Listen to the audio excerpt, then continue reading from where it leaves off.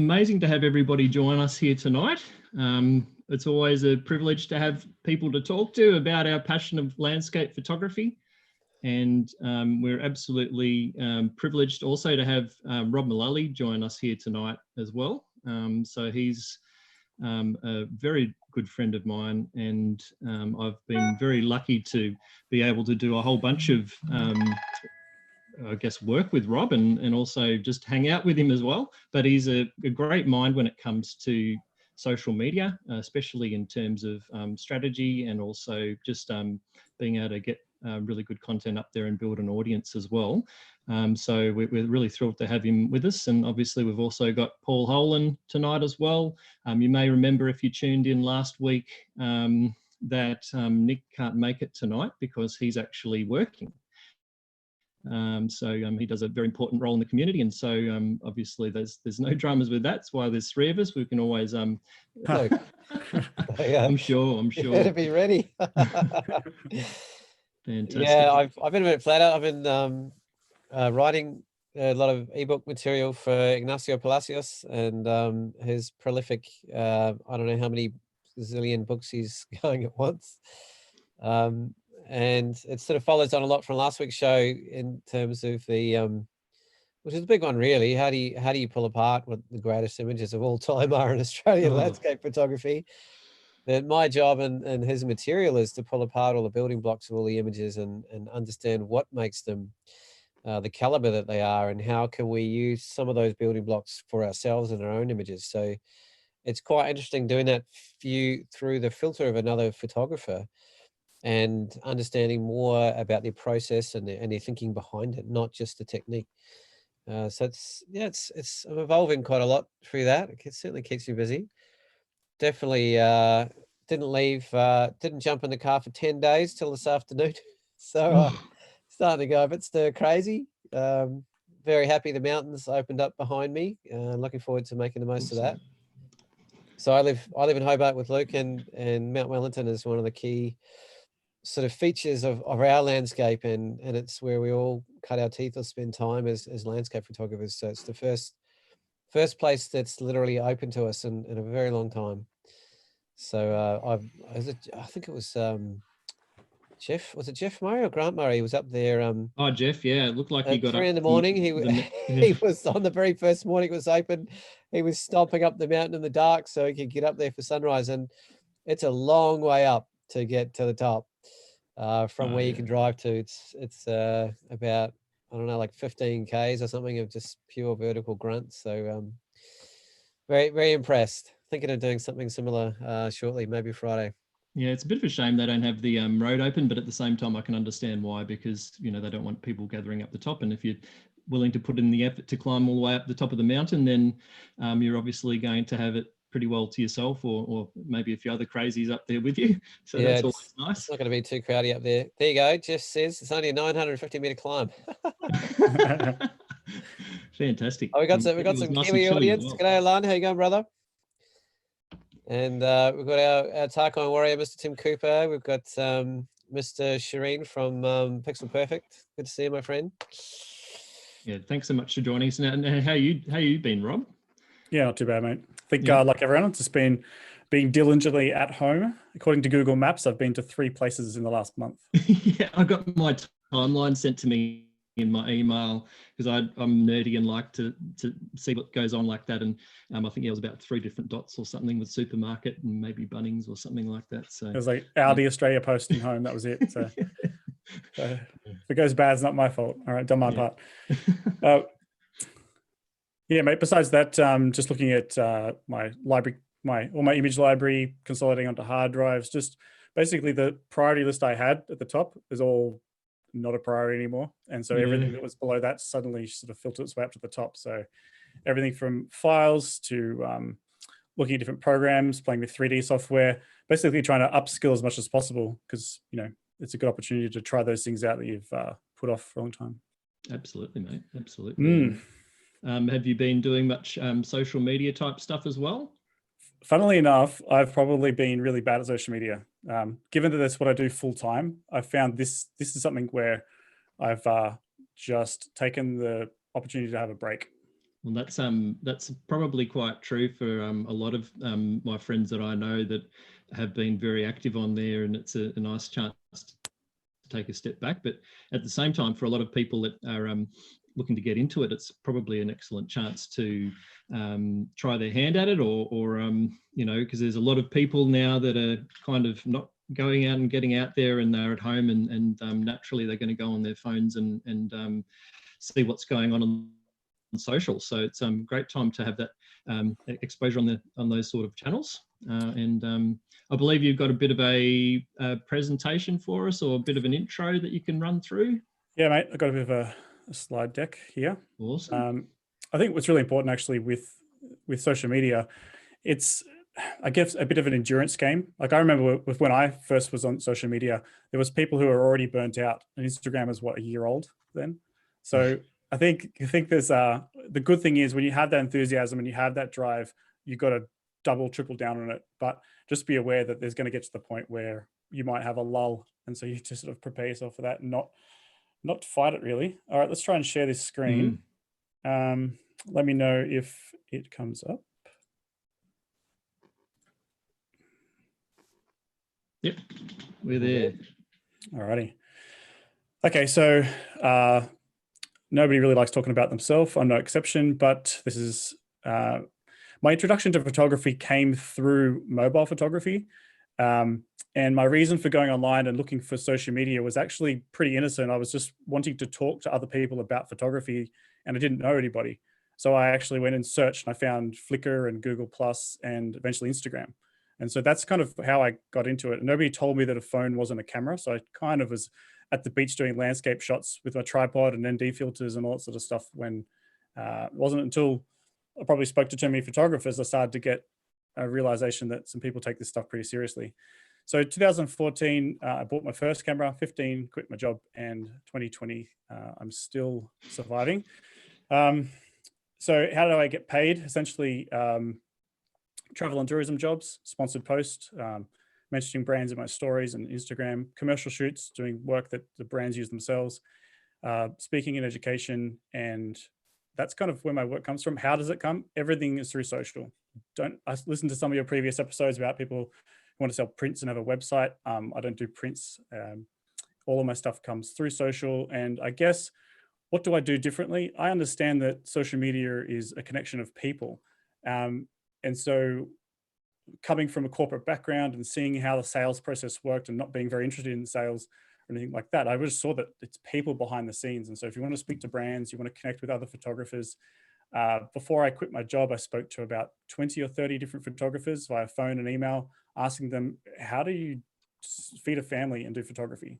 And that's sort of where I started to merge the passion of creating photography and photos with, could you do this as a job? And that's kind of the slight difference. And I think, Luke, a lot of the conversations we have is we don't really talk about photography too much. We're always talking about, you know, how to keep our businesses alive. And I really thrive off that. So that's kind of a sort of, and there's a couple of brands there I've worked with.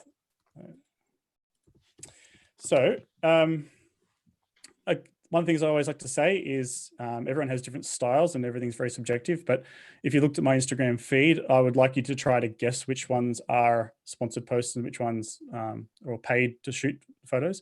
And I guess one of my strategies has always been why would you want to do photography? You weren't getting paid to shoot what you want to shoot. So that's kind of always been my approach and something I've tried to stick to. And so hopefully if you looked at my photos I create, it's what I like. You might not like it, but I'm getting paid to do what I want, which is a fear that I see a lot of people go down the path of photography, getting roped into shooting not necessarily what they want to shoot. Something too, because sorry to interrupt, Rob, but it's also one of those things where you've had a career in the corporate world, and you sort of maybe fell out of love with what you're doing. The last thing you want to do is then jump into photography and then start capturing pictures or having to do projects that don't align with what you want to do, because you might as well be back in the corporate world doing that sort of stuff. Yeah, exactly. And so I have had plenty of pinch me moments where I'm shooting for subcontracting for national parks, or I'm doing stuff overseas, and you're like, how is this working? Like, you don't really understand. And it's only in hindsight sometimes when you look back, you can put the pieces together in hindsight. Sort of maybe fell out of love with what you're doing. The last thing you want to do is... I think someone might have the YouTube playing in the background. Yep. Okay. It's not here. Okay, so is it stopped? All right. Yeah. So social media, and this is, I guess, my approach to it, and for a lot of people who might be on the fence about it, I can sort of see Josh Birkinshaw sitting there going, "I already know what's going on. Just chill, Rob." Josh is a really good example of someone who I've met through socials. Look, at the end of the day, social media is just a new way for people to connect with each other, and whatever things you put on top of that, it's up to you, whether it's sharing photos, whether it's sharing news, whatever it is, it's an opportunity to connect with other people. I chose to use it to connect with other photographers and share photos with other people, and source information on how to shoot photos through social media. So it's basically just a new platform, and everyone is trying to figure out how to use it. And of course, like anything, like telephone, like marketing people will come along and ruin it. But at the end of the day, it's just a way for you to connect with other people. And it's not just based on where you live anymore. Now you can have no friends where you live, and all of your friends could be photographers online. And that's a pretty cool thing. So start with why when you're dealing with social media. I think hopefully most of us talking obviously about landscape photography know what it is we want to do. But if you're not sure and you're about to invest your time online, say Instagram, you have to understand what your purpose is so that you're setting your own expectations. Like if you're doing it because you enjoy taking photos, you enjoy sharing photos, and you enjoy talking about photos with other people, then it'll never be a waste of time. You'll never get bored, and it'll be super exciting. If you're going in there with the specific mindset of what you're trying to achieve, if you're going in there only because you want to get shared by tourism accounts, and you're only going there because you want to sell prints, then you have to also understand that's something you need to then balance with your time, right? So as long as I feel that if you're naturally a salesperson, then you're going to love social media to try and sell something. If you're naturally a introverted person, you're going to love the fact that you can hide behind the screen and just post photos and never post yourself. And if you're the type of person that's super creative and wants to hang out with other people, you can DM them and go and hang out. But just understand that Instagram can be different things for different people, and you have to understand what it is that you're trying to get out of it. And that way you'll never get sort of burnt out, or you'll get over it. It'll always be exciting because you're doing it for your own personal reasons. So don't take on board what you think you should be doing on there. Try and think about what it is that you like and what you want to get out of it. So social media is amazing for photography skill sets. The reason is because if you decide to post every day, then you need to shoot a lot of photos, and then you have to edit those photos, and you have to share those photos. And if you want to talk about the 10,000 hours to be an expert rule or anything like that, being forced to shoot, edit, and share can be very, very challenging, and especially for landscape photography. I know Luke and I have had many conversations about this, especially road trips around Tasmania, where someone who I learnt photography through social media, so shooting under pressure is something that I sort of expect photography to be, whereas Luke comes from a very sort of purist perspective with his photography, and if he's being rushed in his photography, it's not how he enjoys to shoot. So but there is something for everyone to really benefit from when it comes to being forced to shoot, edit, and share, because the more you shoot, the more you edit, the more you share, the more you develop your skills. And I can tell you that some of my 3 favorite techniques that I use all the time editing photos happened one night when I was tired by mistake, and I dragged the gradient filter one way by mistake, and I was like, oh, that's okay, everyone knew how to do that. I'm not original, but it was a mistake. So definitely think it's beneficial. If not for anything else, then that's the main reason. And the cool thing about that too is that the share part doesn't have to be social media either. You've still got your website, or you've got books or stock prints photography you can do, and all yep. of that. So it's obviously social's not for everybody, but yeah, it's a good way to get your work out there. Yeah, and so there's obviously many different social platforms. I've highlighted a few here that interest me. I have made some money selling photos that are connected to stock, so 500px there, and I am both connect through to stock sites, and I don't make a lot of money, but I've made some money from there.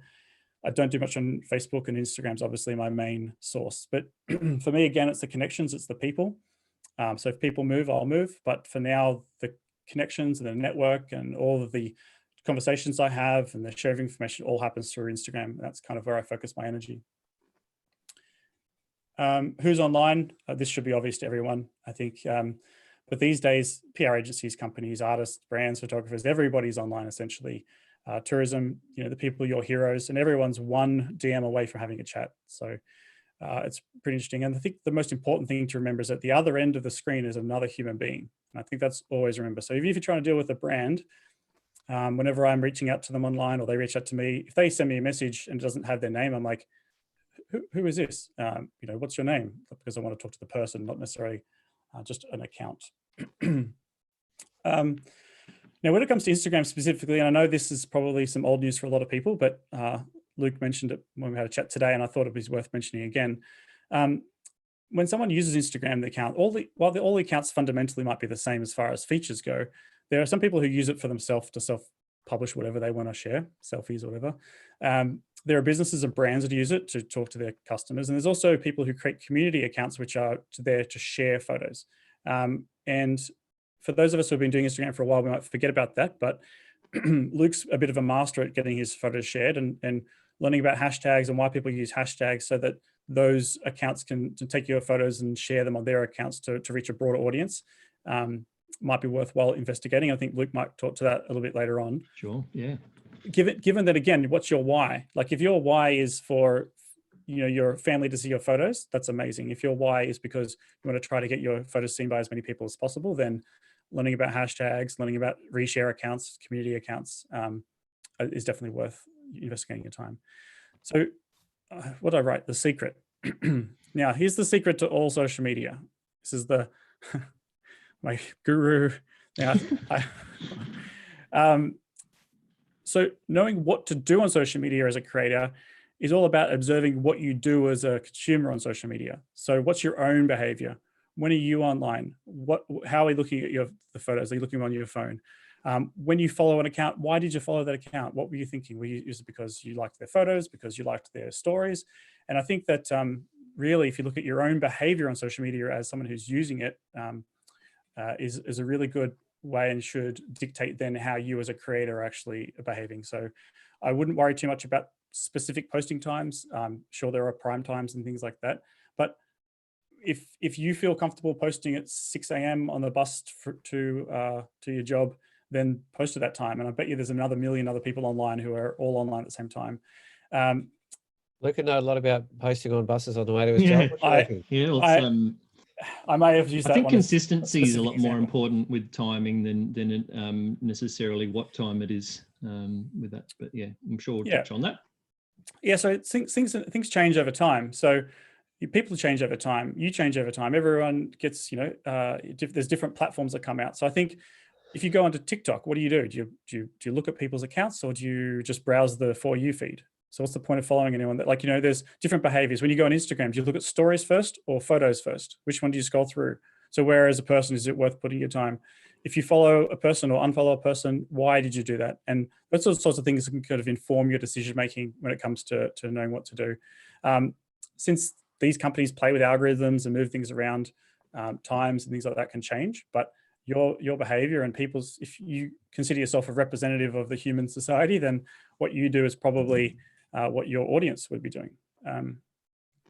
Okay, so this is just a quick one on resolutions and things. I know I was so caught up in looking these up all the time that I end up making a blog post about it. But essentially, I always just export mine at 2048 longest edge out of Lightroom. And I'm usually cropping the 4:5 Instagram crop. I might dump out some out at 2048 longest edge for Facebook. And what I do is when I do them through Instagram, I just sharpen them and edit them before I post them. Instagram stories are obviously 9:16. And these are the minimum resolutions here. So Instagram, the app will try to downscale the images. And what you're looking for when you're looking at social media platforms is what's the native resolution where if you send your image to the platform won't try to resize it. So Facebook, it's 2048 longest edge. Instagram technically is 1080, but yeah, it's not really that important because it does a pretty good job these days of resizing. Yeah, I was going to say, is it noticeable when you don't have it in the native size? Yes, it is. For Apple users, you've got pretty good resizing algorithms built into your phone. For Android users, you definitely have to add some clarity and some sharpening and tweak the saturation a little bit. Yeah, it's a better on Apple. Right? Yeah, it's a pretty good idea just to you're going to have to size it down anyway, more than likely, just even to make it quicker to upload. So you might as well just do it to those dimensions and you don't have to worry about it. Obviously, you also want to be going to sRGB as well.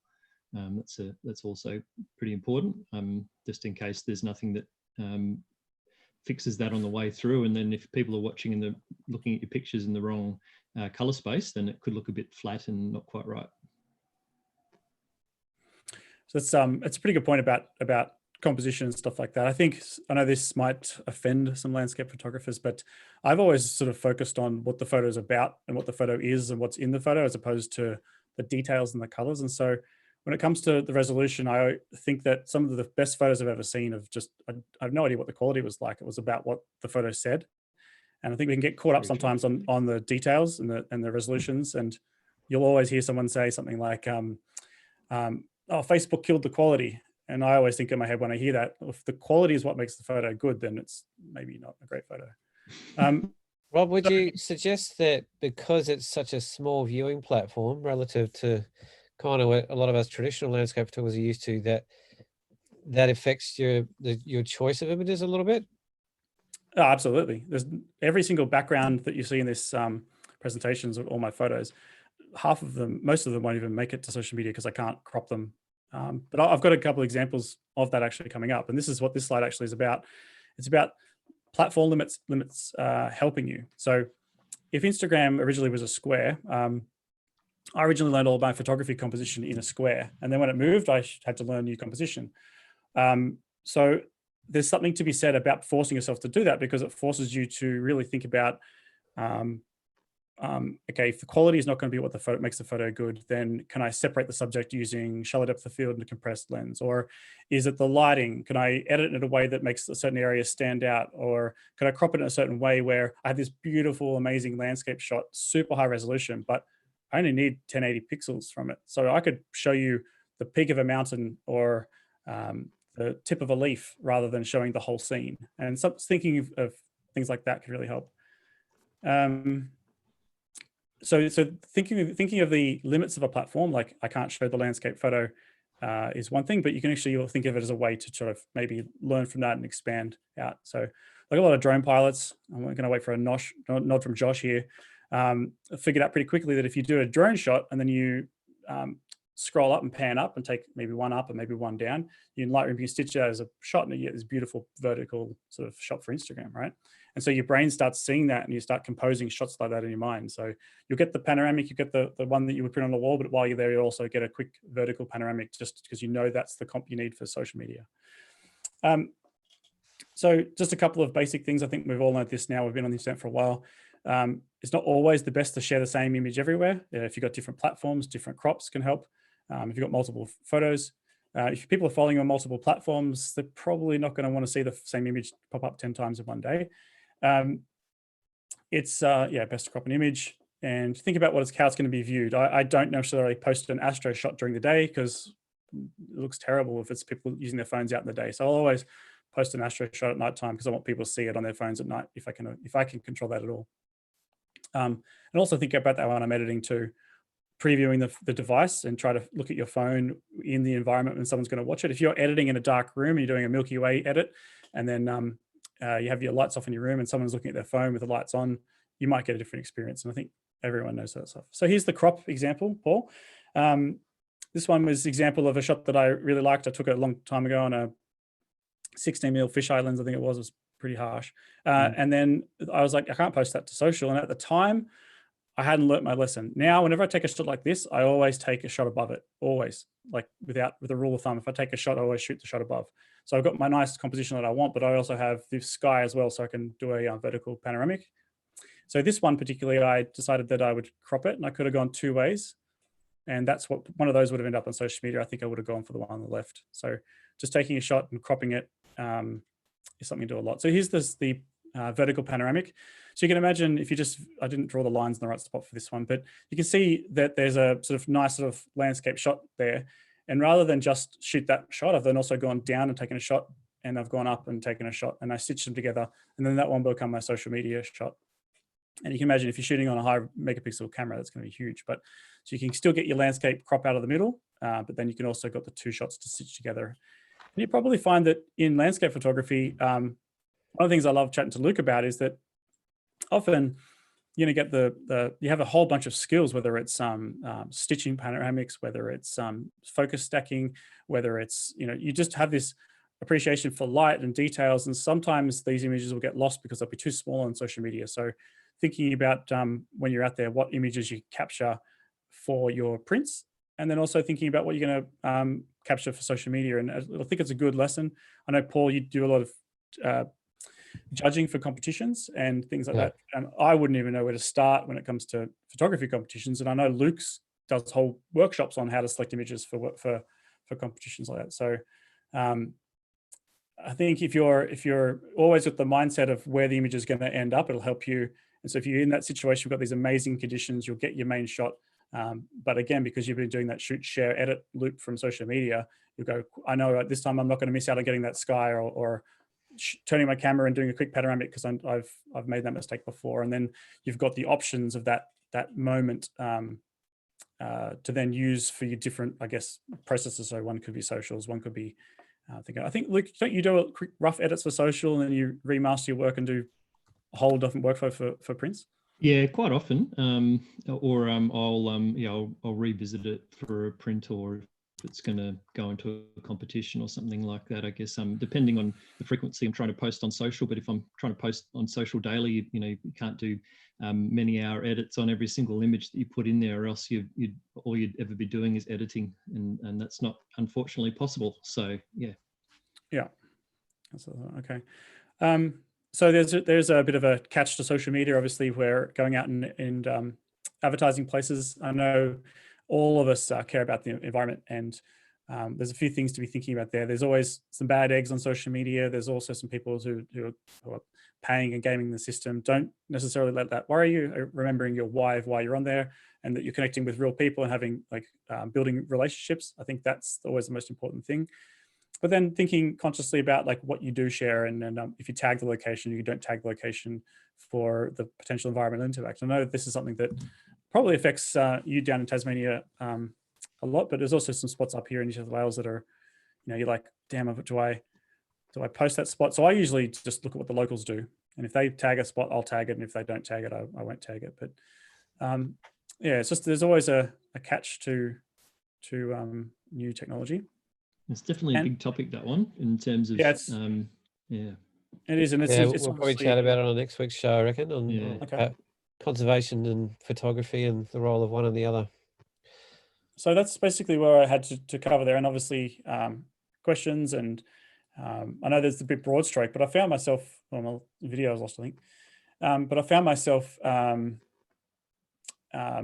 constantly having to evolve with social media. And so what I wanted you to do, rather than give you too many specific tips, I wanted to give you more of an overview of how I've had the things that have, I guess, come with me between different platforms, as opposed to something that will just become obsolete by the end of tomorrow.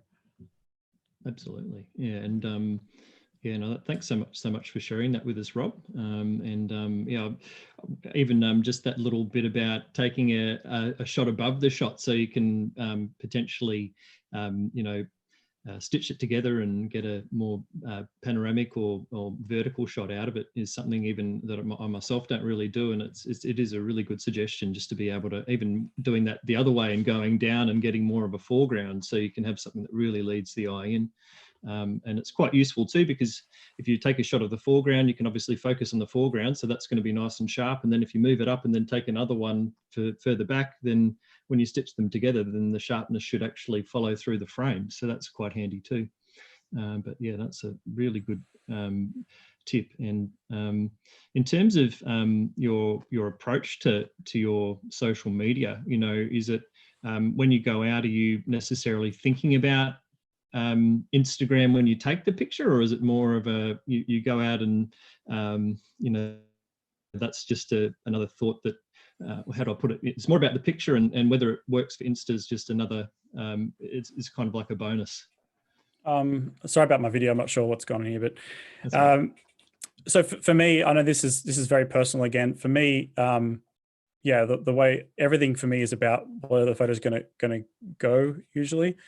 And I've trained myself. So when I'm shooting for social media, I treat that like shooting that for a client. Like I'm the client there. So now when I'm going and shooting for actual clients, you know, I put more pressure on myself than a client does on me to shoot for them, because I have higher standards. So, I guess, as in, I will be very, very critical of my own work. And so therefore, when I put it out to a client and I'm like, sorry about this, sorry about that, they're like, no, it's perfect. And I'm like, oh, okay, well. And so that's just the style that I've always shot in. So whenever I'm going out, yes, I'm always thinking where or how it can be used. And sometimes I'll be thinking creatively, like for video and other things. I might be just getting some stuff because I can. But if the conditions are good, definitely depends on how I am that day. I might go a little bit crazy because I know that I can shoot in one afternoon and get a lot of shots that could last me quite a long time. Yeah, cool. Oh, Rob, I got a audience question from Jan Burt. Where do you sort of draw a line between doing in-house, in-phone editing, like with Snapseed or Photoshop, or as opposed to, you know, camera-based out of phone editing? Are you sort of 50-50? Do you like to do one or the other? And what's your post-processing style? I think 90% of my stuff is Lightroom on the desktop, except because I do work for Samsung. I think it's authentic to shoot on the phone and edit on the phone and post from the phone. And therefore it's like I'm not really into Photoshop manipulation of photos. I think I like the idea of being able to capture things in the camera. So I've been known to carry speed lights with me in places just because I want to try and capture rather than composite. Not because I'm anti that. I just find that process. That's what I love about photography. I love that, being able to learn all the technical things and then seeing it all come together inside the camera. When it comes to the phone, there's not really much point taking a raw file off the phone to the desktop and then back to the phone to post it. So I generally just do the phone straight from the phone to the internet. If I capture on the camera, it goes straight to my computer. Do you use anything particular on your phone? Lightroom Mobile. Oh, Lightroom Mobile. Yeah, okay. Yeah, you can process raw files on there, DNG files, sorry, but yeah. Cool. Here's a question. How much time do you spend? And I guess for you, it's a bit different because you work in such a professional capacity often. But I'm a little bit curious about that line between the energy you put into your posts and the energy you put into stories. Is it kind of only worthwhile for people to start putting energy into stories if they already have a big following, and they're better off putting their energy into their posts until they build that up, or do you see them working together, or vice versa, or how do you see that balance? Look, if you have the ability to put yourself in front of the camera, you should absolutely do it. But again, it comes down to what you feel comfortable doing. So I'm not going to force myself to take a selfie and film myself if I don't feel like that's me being me. So I just don't do it. Is that going to impact my numbers and my social following? Of course, but that's me being inauthentic if I did that. So I would say, however, though, when I log onto the app, if I was going to practice what I preached, I find myself looking at stories before I look at the feed. So if you're interested in getting people to see your photos, probably stories is more important these days than the feed. Yeah, I mean, I do stories, and I don't necessarily put myself in front of the camera. It was just more, it was just kind of, for a while, I put a lot of energy into it, wondering what was more likely to make my account grow or build a following. And I still haven't quite figured out sort of that balance between the two, and where, if there's a certain stage in the process of developing, that one's more important than the other. Or I think at the end of the day, here's another thing, which is something I didn't put in the slides, and I think it's probably the key to most social growth as far as I've ever witnessed over the few years, is that when do you pick up your phone, walk over to your friend and go, hey, check this account out? And what are you doing on your platforms that make people do that? Because I think that the people who blow up exponentially, and if that's the thing that you're looking for, then that's the sort of the stuff that you should be trying to create, is the stuff that makes people say, hey, check out what this guy's doing. Or, hey, have you seen this cool thing this person did? Like, that's really where, I mean, the things that get shared online via accounts, but I think really, if the sort of top end stuff is to say, what are you doing in your content that makes someone walk out of their bedroom to the lounge room and show it to someone and go, check out this? Or, and if you look at a lot of the accounts that are growing, they're not just tagging, like commenting and liking, they're actually sharing the stuff with their friends, because you're doing something that's a little bit different, a little bit out there. So that could be education. It could be you having access to information or something that people don't. It could be because of a particular natural event that's occurring, whatever it is. And some people are really good at that. They have that why, that energy. you guys obviously know Daniel Train in Sydney. Whenever I, think of something going on like fireworks or whatever, I can almost guarantee he's going to be there because he knows that even before he worked for New South Wales, he was thinking, if I get out there and I get it online, I'll share it, and then they'll get out, they'll share it via their accounts. So he's thinking like that all the time. So that really scored him work with tourism as well, really, in the end, that being known for that. So yep, I've sat there with him. He's got laptops plugged into his phone, and he's editing in 3 minutes to get it online and stuff like that. So he earns his money, but he earned that by, again, that's what he enjoys doing. I can't imagine a lot of people enjoy the stress of that. No, I don't know how he does it. It's like wedding photography, mate. It's not for everyone. Yeah, that's true.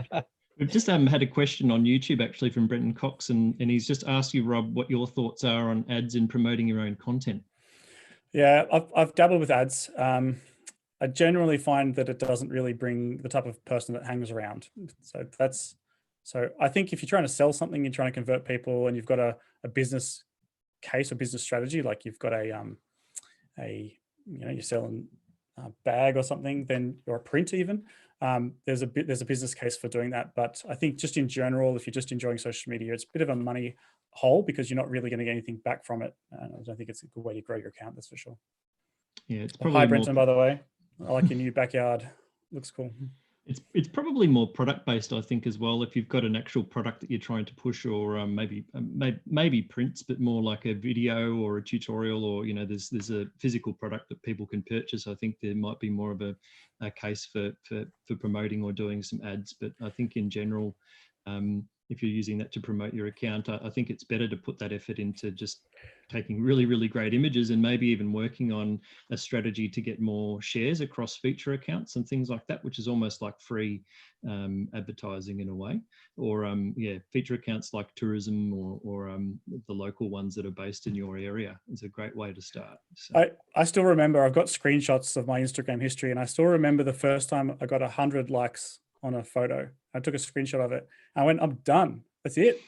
I've made it, and I've told myself, anytime I get 100 likes on a photo, I should be super grateful, because that's like, I can't even visualize what there's a room full of people, right? I wouldn't even invite 100 people to my birthday. I'd invite 2 people. But the point is that, like, I think it's really important to, again, realize what you're trying to do. And so for me, I decided to try to take this step towards making it my job. So I focused my energy on actually trying to think that, clients could be watching me, people could be watching me. I know that there's probably people online who had brands reach out to them, or the local tourism reach out. And then, but just remembering that this you're connecting with people, and no matter what happens to the platform, if you've met somebody and they've got their phone number and it's in your phone, that's not something that can be taken away from you. That's a relationship that's been formed, and that sort of stuff. So I think that's really the power of social media is the connection with people.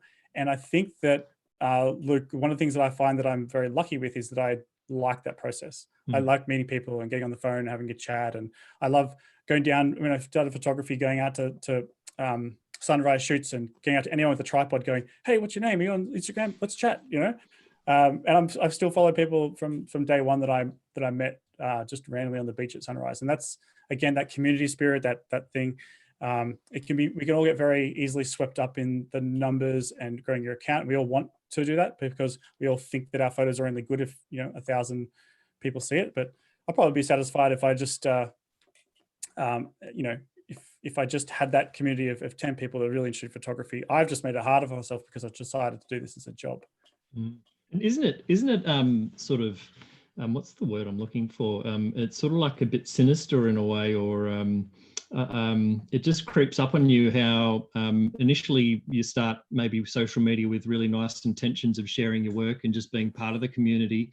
And then if you really don't watch yourself and watch what you're focusing on, it's very easy to all of a sudden look at the numbers and in your mind, those numbers sort of start to mean something to you. I'm sure that that's been an experience for you, that you're going for a certain number all the time, or something like that, in terms of numbers of likes or comments. And if you're putting up this content and you're not getting that level of people interacting or engaging with it, then that must mean something about the image. How have you addressed that yourself, Rob? Well, it's a funny one. There's very, very select people that I whose opinions I care about, and the rest I don't really mind. I'm sorry to say this, Paul, but I don't do competitions. My philosophy is that for every million people that don't like my photo, there's going to be 100 people that do. So I just focus on the 100 people that do. When it comes to FOMO and all those sorts of things, I'm human like everybody else. There's nothing worse than being in an industry where if you're sitting at home with no work, you can go on an app and watch everyone else is doing your jobs. But that's part of us all as humans navigating this new landscape, which is social media. We're constantly bombarded. So how do you stop yourself from doing that? I personally just stopped kind of watching stories. And it's probably one of the reasons why I've enjoyed COVID so much, is because one of the things that I didn't mention, and we'll go into why I found COVID so relaxing, is that if you flick through stories, if you flick through Instagram, you get so much information that it's just overwhelming for the brain, right? Now, I enjoy this process and it's relevant for me for my work, I guess. But if I click through there, I can say, he's working for them, they're working for them, that guy's got that new camera, that's a new tripod out, that's a new laptop, blah, blah, blah. And you're just constantly building all these connections in your brain. So as far as a research tool for photography and which clients are paying, which ones aren't, Instagram is just a gold mine if you're following all the right people, because which tourism brands are running campaigns, which ones just did, so they're probably not going to spend for a while, which people are friends with who. So it's too much. It's too much. It's very overwhelming for the mind. And then taking to what you said, Luke, into the part where you then start seeing a particular person getting more likes than you and that sort of stuff, it can become a huge mental battle. And I think that for the generation of us who have lived without the internet, we're very, very lucky. For the people who are younger and who have never lived without the internet, lived without anything, never lived without likes and social media, I worry for them, because I don't know if they have the ability to pause and say, and be mindful, I guess, and say, oh, hang on a second, that's just a number, doesn't mean anything, etc. Right? Why do you think Instagram went as far as removing likes from personal pages, at least?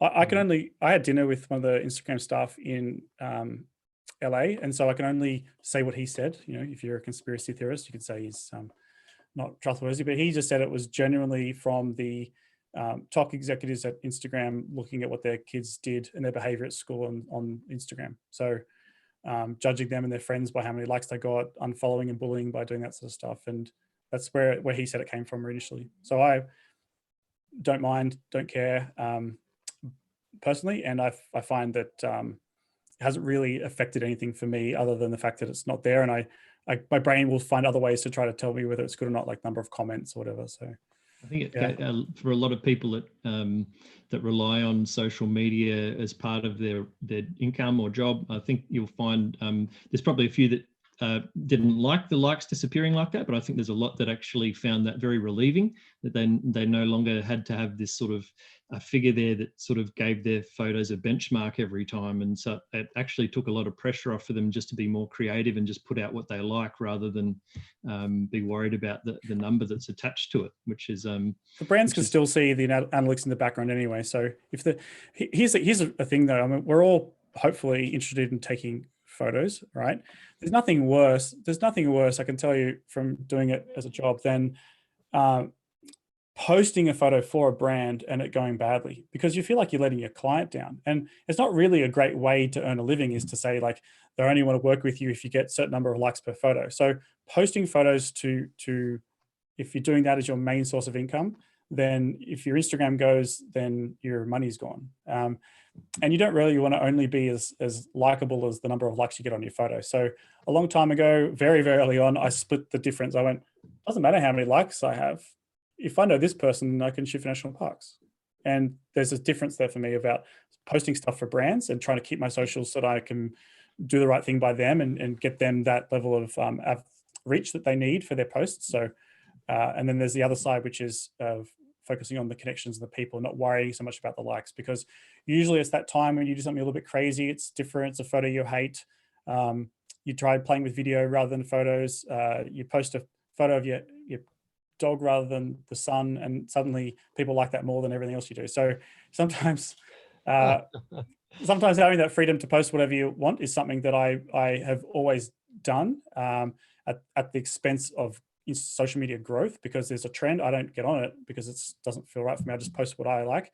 And people say, oh, your feed's inconsistent. Your feed's not one thing. But if I only got known as posting waterfall shots, I would go crazy. So I've tried to build my online career as someone who's seen as dynamic and versatile. And most of my tourism jobs, I think Luke could attest to this, the feedback I got was I was put in because they thought I would take a photo that other people weren't going to get. And the other thing that you're like along the same lines that you were saying, Rob, is that if you were only shooting waterfalls or particular theme all the time, then that's what is going to be expected from you in a way when you are given a job. But if you're taking photos of all of these different things, then it just means that you're a lot more accessible, or you're going to come up with a lot. People will know you for being able to have that versatile approach to things, and certainly I think they do put you in areas also just that where it would be quite challenging to even take an image that would be interesting for maybe a landscape photographer like myself.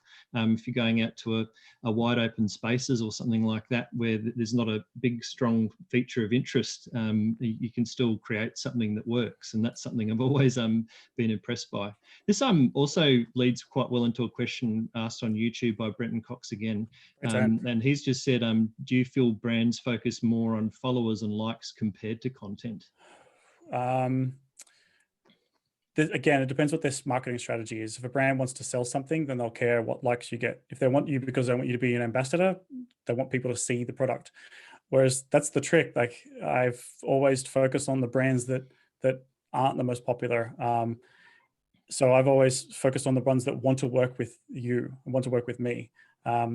That's why I'm very grateful with the relationship I have with Samsung, and I've worked with Panasonic, because they were conversations that aren't like me trying to prove something to a brand. They were conversations where I get on the phone and go, hey, how you going? What's up? What are we doing? It's like talking to a friend. And that's why I said before, the relationships are probably better when someone messages you, ask for their phone number, jump on the phone, have a chat, because then you can get to know them and have a talk about what you're doing.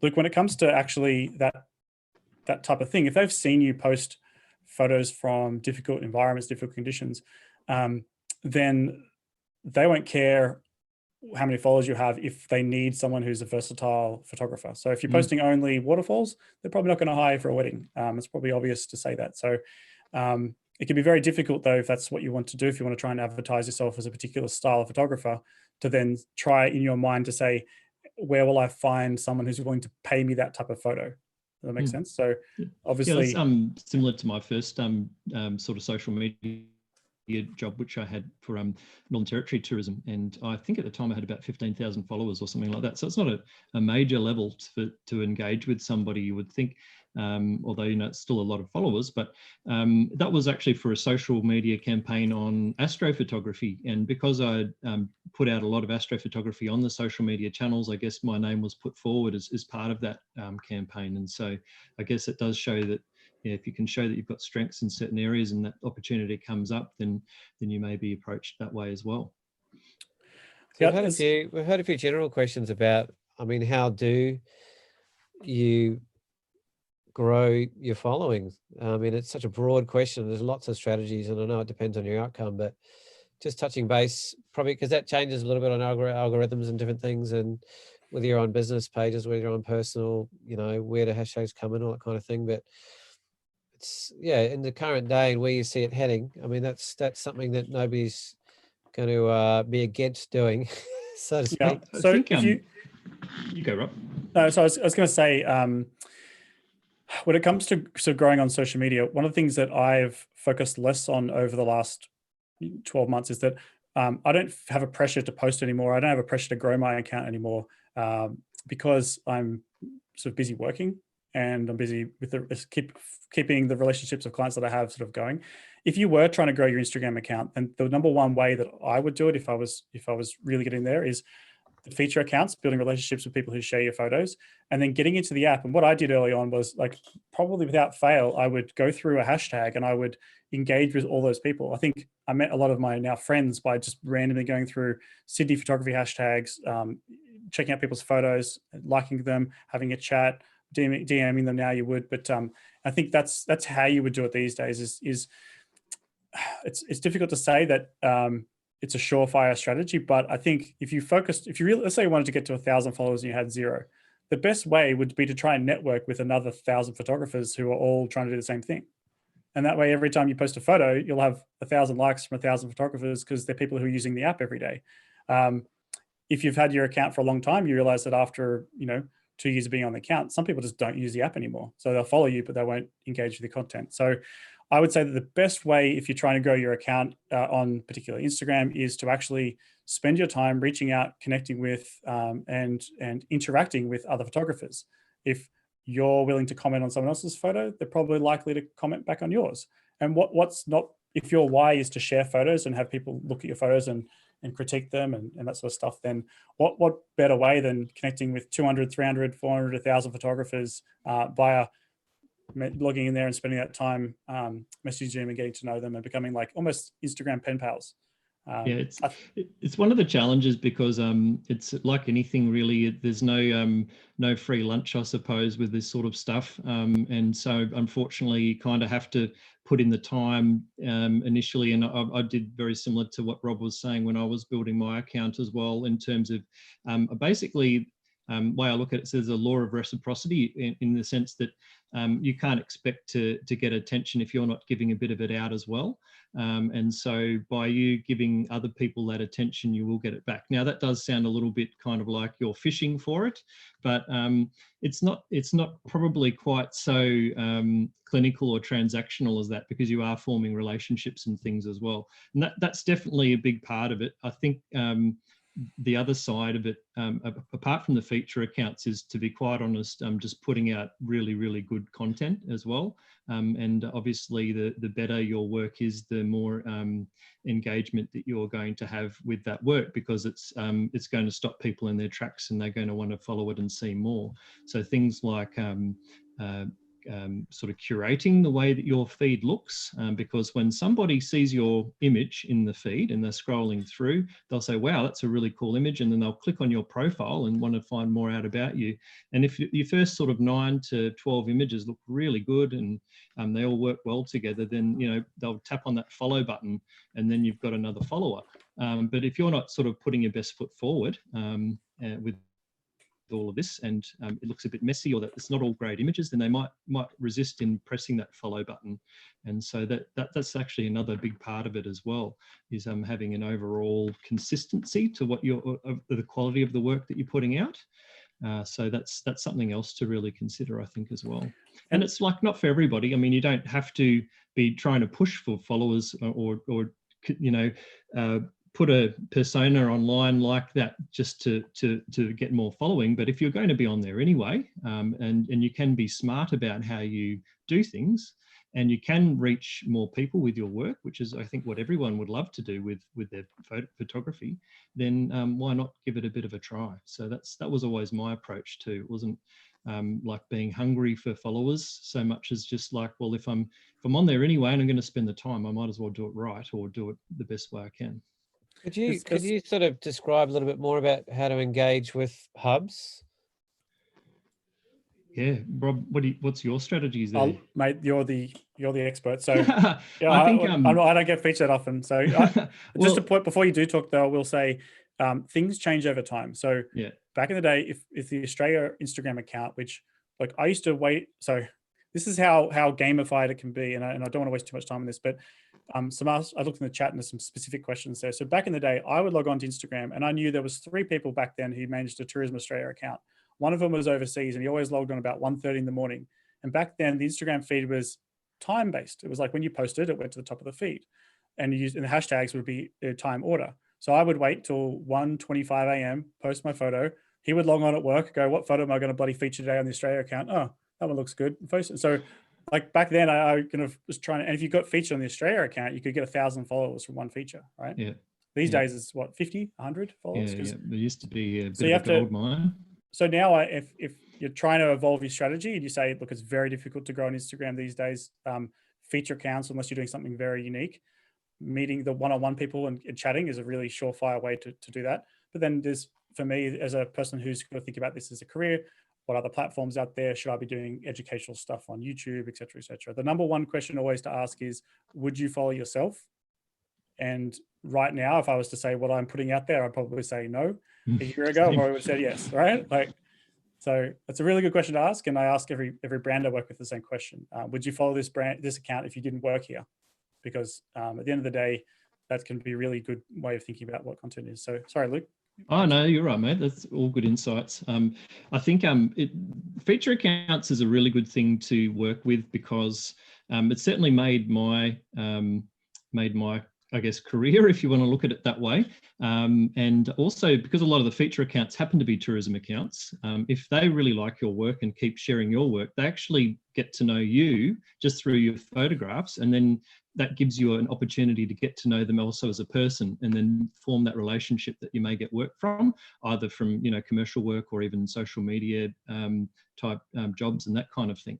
So tourism accounts is the natural thing to look at when you're trying to get features. And obviously something like Tourism Australia is very hard to get a feature on.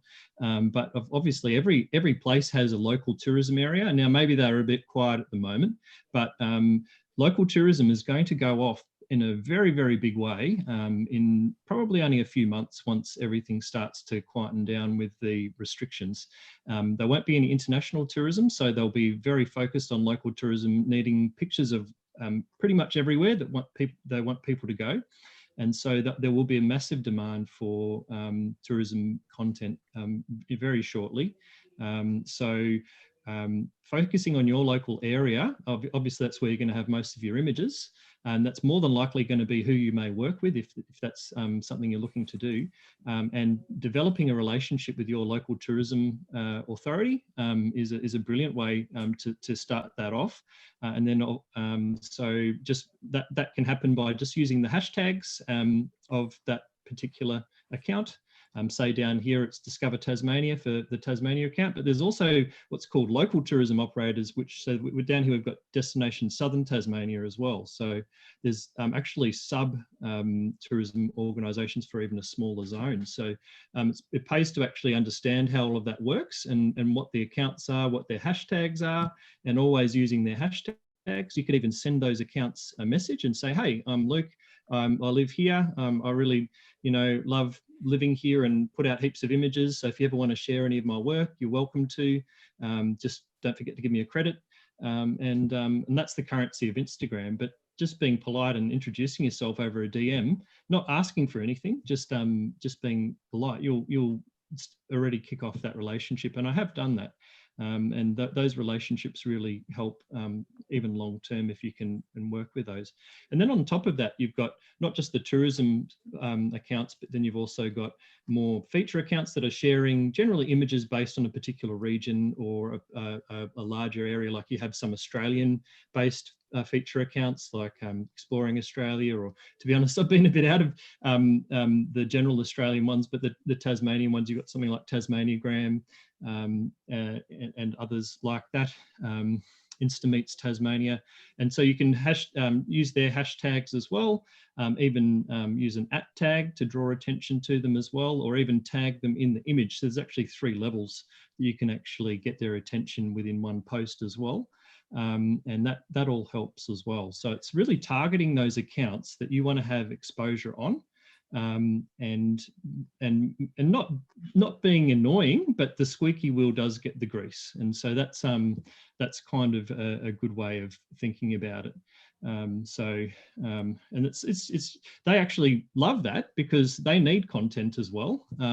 Whether some people don't like the idea that I'm giving away my content for free on their channel, but they are actually promoting your work on their channel, and potentially they're also going to become a client of yours as well. So I think if you've got a very giving attitude towards your work like that, you will get it back, and I absolutely have. So I couldn't stress that enough, actually. So a little quick tip, Luke, on how to find those. So something that I is sort of reverse engineering which ones are active and that sort of stuff. If you do find yourself coming across an account that you really like, and you find their photos are very similar to yours, if you look at Instagram at the part that says tagged in, you can see who's been tagging them in their photos. And most feature accounts will actually tag people in them. So if you come across an account that's doing similar images to yourself, look at who's been tagging them and just browse through them, and you'll be able to see which feature accounts are sharing their photos. Find out which hashtags they have, write them down. The next time you're doing a post, you can use the hashtags from those particular feature accounts. So it's a good way of, finding relevant hashtag feature accounts in your sort of area. Sometimes easier said than done, because remember, people who run feature accounts are also people, and they're also dealing with the same problems as us. There's a few questions, Luke, I noticed about hashtags. Yes. Yeah, I was now- just going to ask you that. Now things change all the time, and hashtags is one of the ones where I'm still trying to figure out what's going on with hashtags. I'm in a group chat with some other Instagrammers that actually talking to Instagram, and there's a lot of confusion around what's happening, because one day the hashtags don't do anything, the next day, heaps of people see them and stuff. So what was the rule in January no longer seems to be a bit up in the air. So previously, the current consensus, but Luke, you might be correct me, but the current consensus is don't go crazy on the hashtags.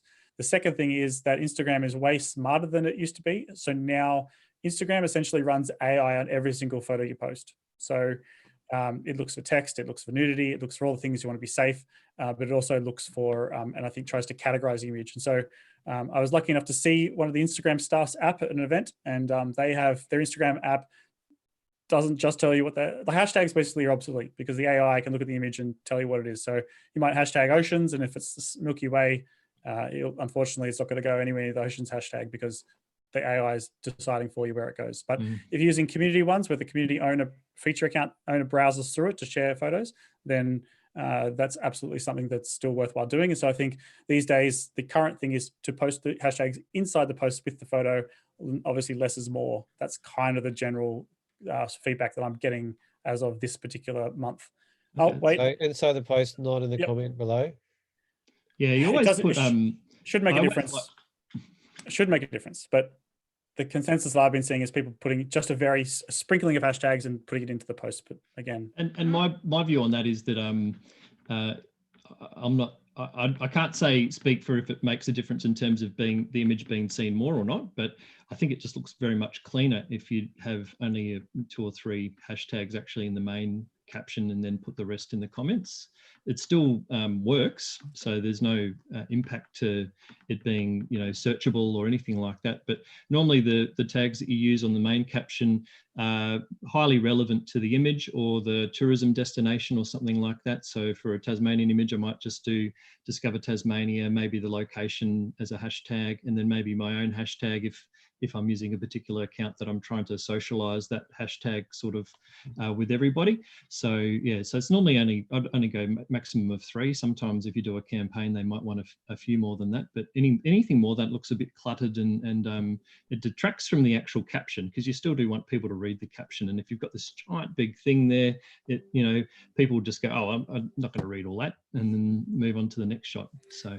And if you look at the Explore page as well, the Explore page is a good indicator of what Instagram thinks that you like. It used to be one page for everyone, and now it's obviously for a long time it's been everyone has their own unique index.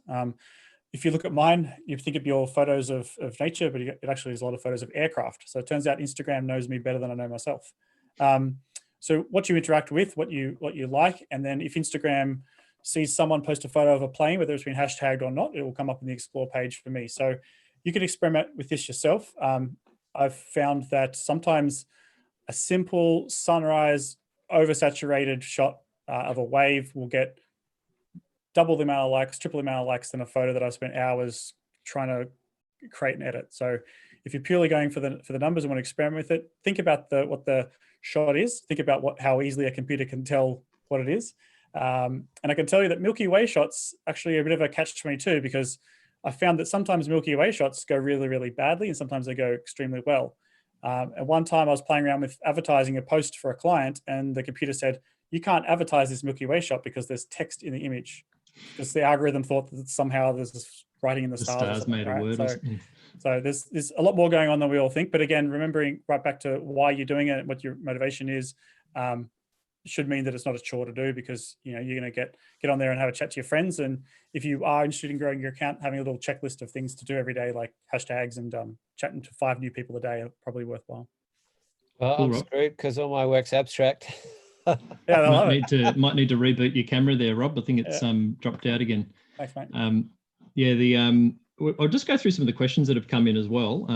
Anton asks, he asked about what's the best way to get followers on Instagram, and I think we've sort of addressed that before in terms of at least if you can follow a feature, look at feature accounts, and also just putting out quality work at a routine frequency.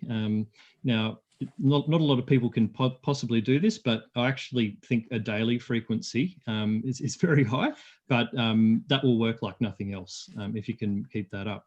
That's what I've been doing. I guess it talks to the second question, which is what worked best for you in the past and why did it stop? Seems like your account isn't growing for a couple of years. It's very true.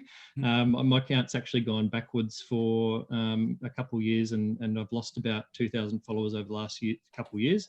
And the real reason for that is I lost passion for developing that account for some reason. I think after a while, you sort of have goals and targets, and you want to keep on trying to grow things and all of that, and that got in the way of me actually enjoying just the simple act of sharing my work. And I'm gradually getting that back. But on top of that, what I've actually done, and not a lot of people perhaps know about it, but I've started a second account called Beauty of Tasmania, and it's only showing Tasmanian only images. And that's, I guess, because that's my passion, and I feel a bit more engaged and a bit more excited about doing that. And so that's reinvigorated my love for posting on social media and that kind of thing. With that, actually, I've been able to grow that account actually faster than my old account. Within, I think it was 7 or 8 months, I hit 10,000 followers. And again, I did that a little bit as a challenge to myself as well, in terms of, people say you can't grow on social these days. And I thought, well, what if I was going to start a new account again, how would I do it? And how could I grow it to that level? And one thing I was hoping to show, which I think we still have some time, is just to show how I schedule my posts on that particular account. And that's actually, for me, been, I guess, use the term secret of what's actually been able to enable me to do that. I'm lucky that I've got a huge backlog of images that I can continually post, and then I can always add on to those. But by doing that daily posting frequency, at generally, I call it prime time, normally about 8 o'clock, 8:30, normally when they put the best film on or whatever on TV, is normally where I consider posting, and just being very regular with it. High quality images every day, people know to expect it, and then just use the same hashtags every day. I don't modify or change them, and that's just a consistent approach. So I really feel like that sort of consistency and just having that presence continually works probably better than any other method that at least I've worked with. It's certainly how I built my first account, and it's how I built my second account. And so I guess I always had a goal to hit 100,000 followers, and I really struggled to quite get there with my first account. So I set up a second account, and I've made 100,000 across both now, if you look at it that way. So so that sort of answers that question, I guess. Yeah. All right. There's one question from Alistair I'll just quickly address because I was going to type it and I figured I'd just say it. He asked about clients. So there's a tipping point, obviously, given that most of my work comes from word of mouth. I think most photography work comes word of mouth. People changing jobs, talking about you, referring people. Using social media to be on the forefront of somebody's mind is what I try to do. So if they go into a meeting and say, hey, do we know a photographer who could take photos in the bush and lives in New South Wales? They'll go, oh, how about that Rob guy? Like, so I use social media to be forefront of mind, act that way. But as your referral network grows and as more people know that you're a photographer, then the less effort you have to do into pushing that name out there, because that sort of grows over time. So there's always an anxiety that you need to keep going and going and going. I feel that all the time, but I'm surprised now how many emails or calls I will get for photography work based on when I first started. It felt like I was continually chasing it. And so that's probably, I hope that answers the question. It's like a sort of seesaw. It's not always in my favor, but definitely starting out, it was all uphill. And then now it's kind of to the point where hopefully enough people out there know that I'm available to do photo and video work that, that I don't have to spend as much effort advertising as possible. I just have to wait for those referrals to naturally happen. And I just stay proactive on social media so that people know that I exist. Do you feel like it's fair to say that there was a great advantage a few years back that's now gone in terms of like growing accounts, and that it is actually much more difficult to do it now? Yes, it's true. But back then, nobody was paying. So yeah, it is difficult. But more brands are online now. So if your goal was to do work, there's more people that need more photos than ever before. So you know, you'll never run out. Everyone needs a photo or a video every day now, right? Which is crazy. If your goal is to grow your social accounts, then yes, it is much more difficult, especially Instagram. Again, if you look at your own behavior, how many times do you follow a new person? Yep. Every Very day. often. Yeah. No Is offense to it anybody. bad? Somebody said you've got to limit the amount of people you follow relative to your account. Is that gobbledygook or?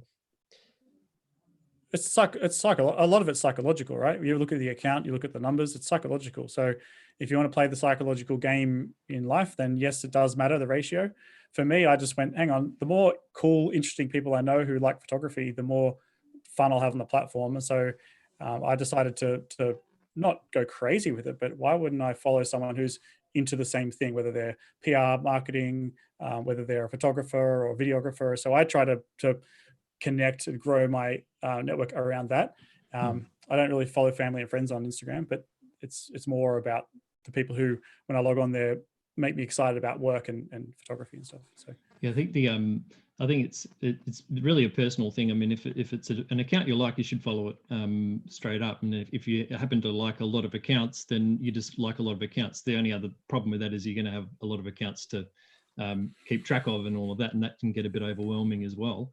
But I have heard the same thing. You know, the ratio to the number of people you follow versus number of people that follow you. You know, you should have a lot more followers than you are following other accounts. I think it used to be also a bit of a giveaway if people were running a follow unfollow kind of bot. If they had a lot of people they were following, it might have indicated that they're trying to fish for people to actually follow them. And so I don't know if people are doing that quite so much anymore, but that used to be a bit of a giveaway for that kind of behavior. And so that's why another reason why people would say don't follow so many, so you didn't look like you're one of those people that were doing that. Yeah. I wouldn't worry about that too much, Paul. What are the companies looking for? Like I just spoke to a friend who does hire a lot of photographers and does have a lot of big marketing budget, and it does matter to them, you know, the amount of followers on Instagram, and they use certain statistical analysis to look at the interactivity of accounts. Do you want to just explain how that works, or what they're looking for in particulars in terms of you know, being that person that they might see as, oh, this is quite an active, interactive account. This is kind of maybe someone worth investing in. Yeah, you go with that, Rob. I mean, that you're all up with that stuff.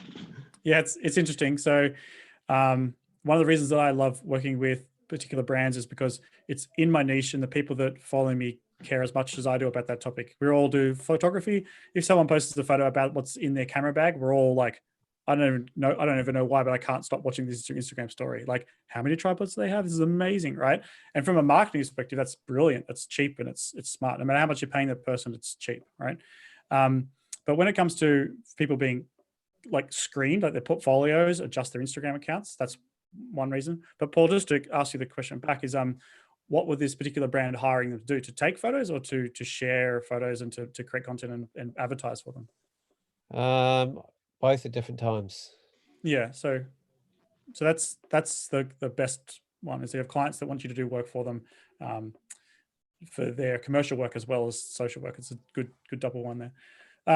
Yeah, and so engagement rate. So what a brand will look is they'll ask you for your statistics behind the scenes to see if you post something, how many people essentially see it, or how many people engage with it, or comment on it, or like it. They want to see the metrics behind the scenes. So is that answering your question? If what yeah, so there's just, that's obviously not necessarily something you're advertising, but it's free and open software for any company to be able to do that to your account, regardless of who you are. Or you have to give them permission to access it, otherwise you send them screenshots, basically. Yep. I didn't realize you had to give them permission. I was wondering. I didn't get the sense. I got the sense that they could do that regardless. That's why I was wondering. Some of them, they used to do a website, Social Blade. I'm not sure if it still works or not, where people control and look up certain statistics. Instagram again, like things change all the time. So in the past, they have an API. There's certain information that people could scrape from the website. And Instagram are constantly in a battle to stop people abusing the system because everyone wants to make a cheap buck out of it. So they're always fighting this battle versus as people trying to automate and market and versus. So they'll give people a new feature and then it'll get abused after take it back and that sort of stuff. TikTok's a really interesting one at the moment. You got a company who's in China called Musically, who then wanted to sell themselves to another company. What investment do you have in actually trying to clean up the number of fake users and automation? So Instagram suffered early on from a lot of automation, and then they've just basically spent the rest of their time trying to clean up all that sort of crap. But when it comes to the actual engagement numbers and things like that, it's very difficult for a brand to hire a photographer or hire a person. Let's say they wanted to get a landscape photo on their wall. It's more important about who the photographer is, the story of the image and stuff like that. If they're trying to hire a photographer for a quick shoot in a warehouse in 2 days time, then they just don't really have necessarily the time to cull through that person. They just need to know they can take a good photo. So I'll quickly fix the feed saying this person knows what they're doing, and then they might do it that way. If they're there trying to spend their hard-earned dollars on advertising their product through a social media account, then they want to be making sure that the people who are doing their camera bag review are actually having people watching and reviewing like seeing the stories and stuff like that. So that's kind of why the metrics are important. It's essentially smart marketing people vetting the people on the other end of the internet. So where do you see they basically have to sell it over? Oh, sorry. Oh, you're right. Look, yeah. Might just follow on that. Like in terms of you took good content, which was Lukey's big thing, is what defines good content, and where does that content relative in terms of the words underneath the image as opposed to the image itself? You know, are you trying to? Some people I notice are always asking questions of their followers and trying to get a conversation going. Others are just letting the image do the talking. You know, where is that line between the two sort of most significant? If I could take photos as good as Luke, I wouldn't bother putting a caption. Oh, Rob, you don't have to do that. So somebody's got to check in the mail. Right.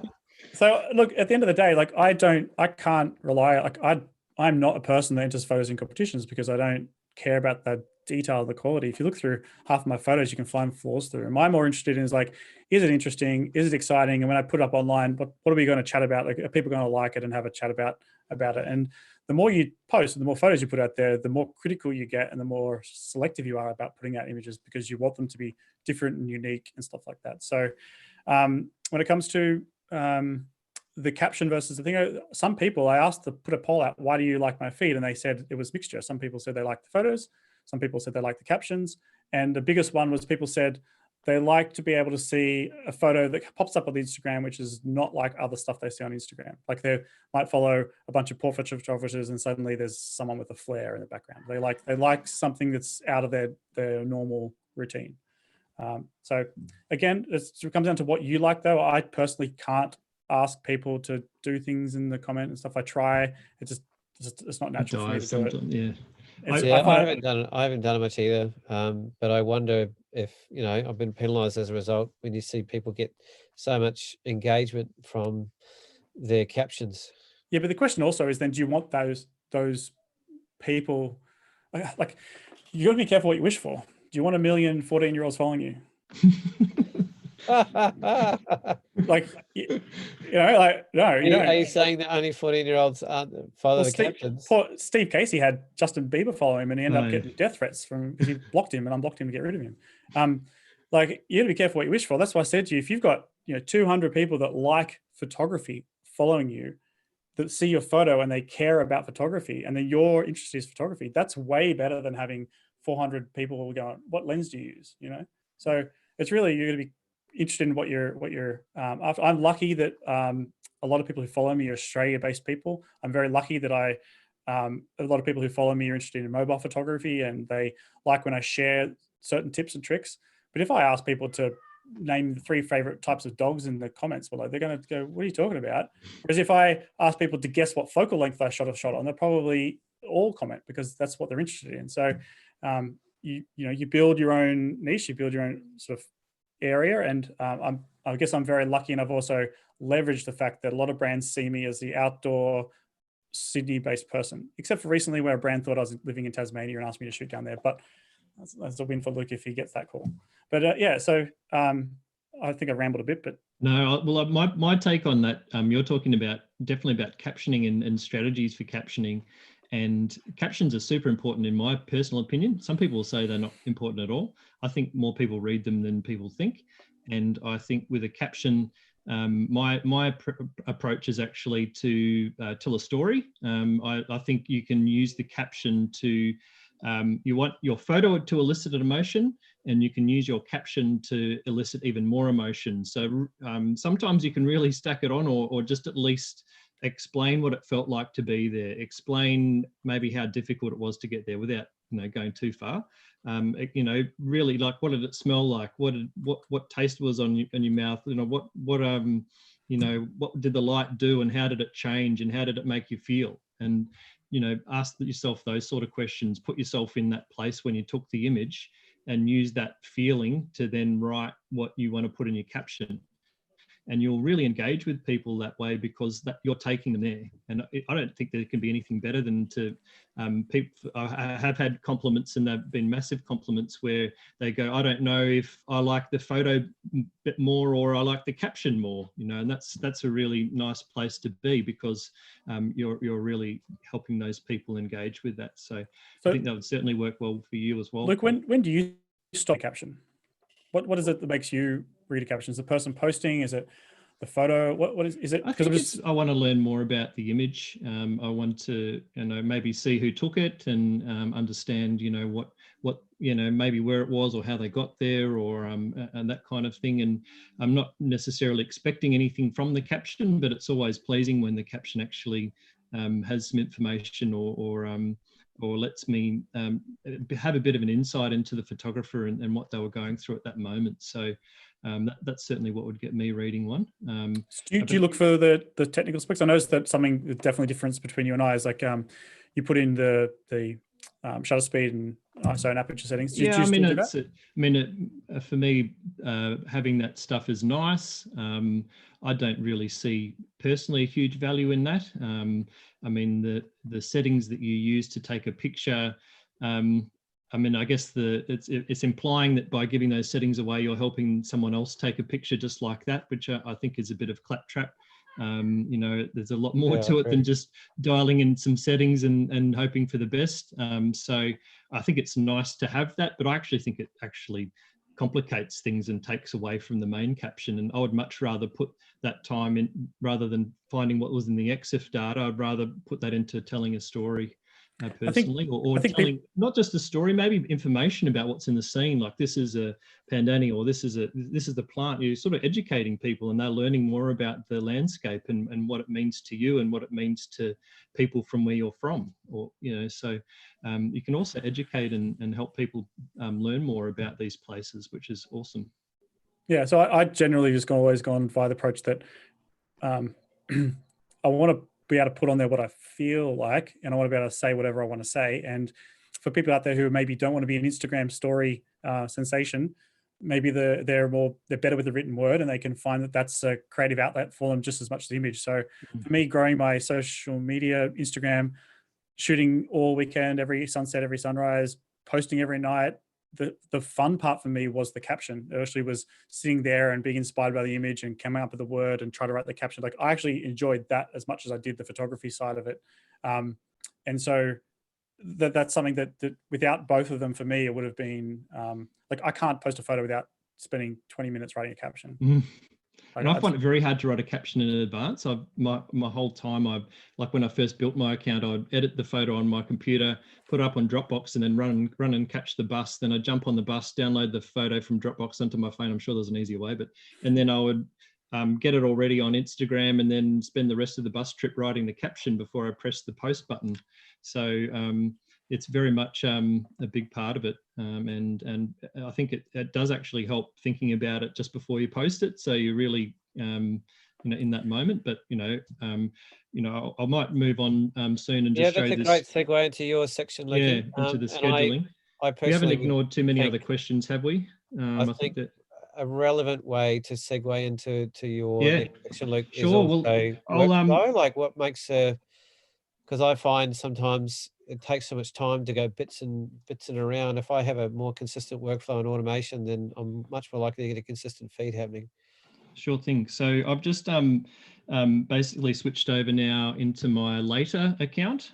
So I'm not affiliated with Later in any way. So just want to make that really clear. I did a huge evaluation of different tools that I wanted to use to continue posting, because I recognize that posting every day is a super important thing for at least the way that my, I guess, success has been on the platform.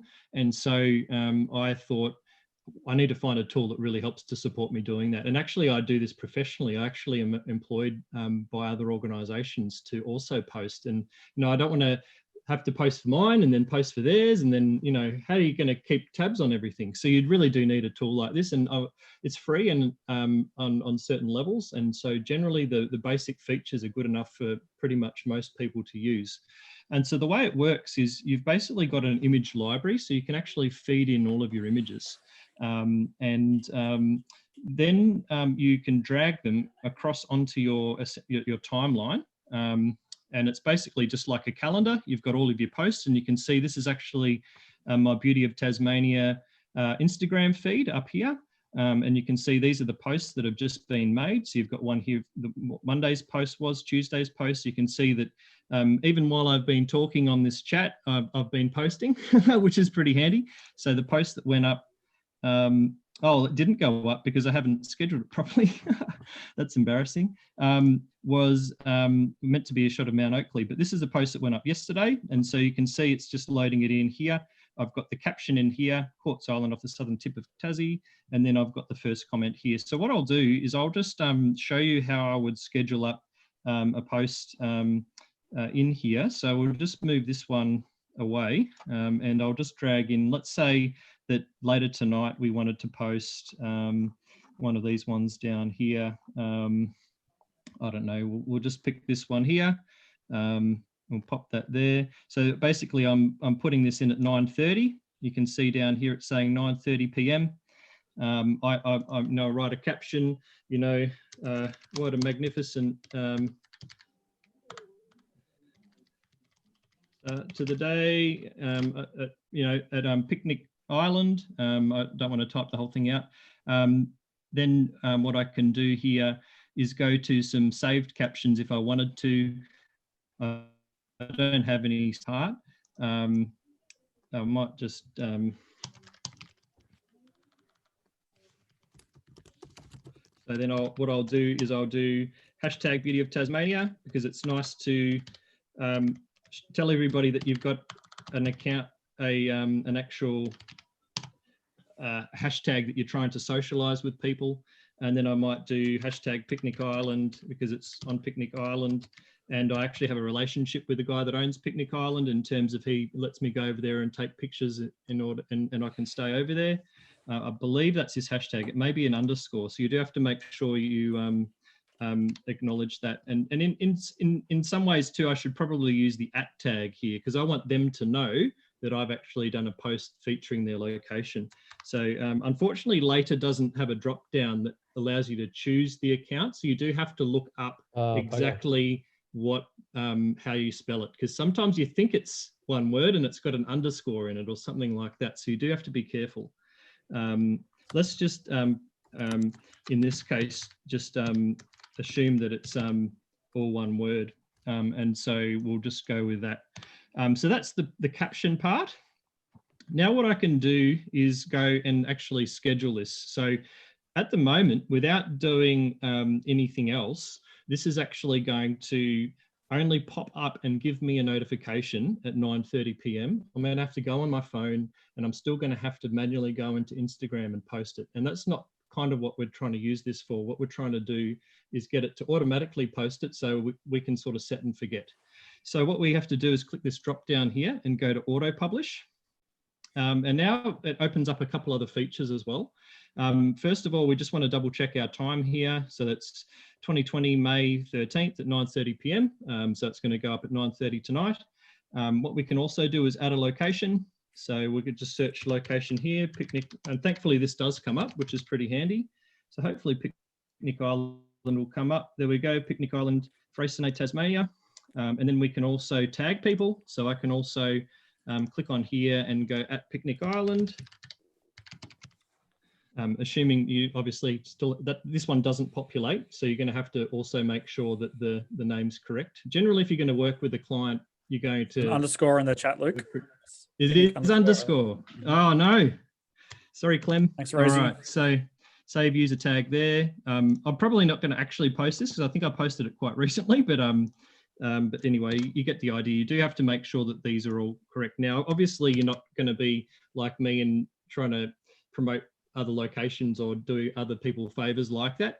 But, you know, this is a classic for tagging in an actual hub or a tourism account, making them aware. So I could do, you know, I think it's just Discover Tasmania one word. Oh no, it's at Tasmania, of course. Tasmania. So now Tasmania will get a notification that they've been tagged in a picture when this goes live. I can also do the hashtag Discover Tasmania. So this could get reshared on the Tasmania feed as well now.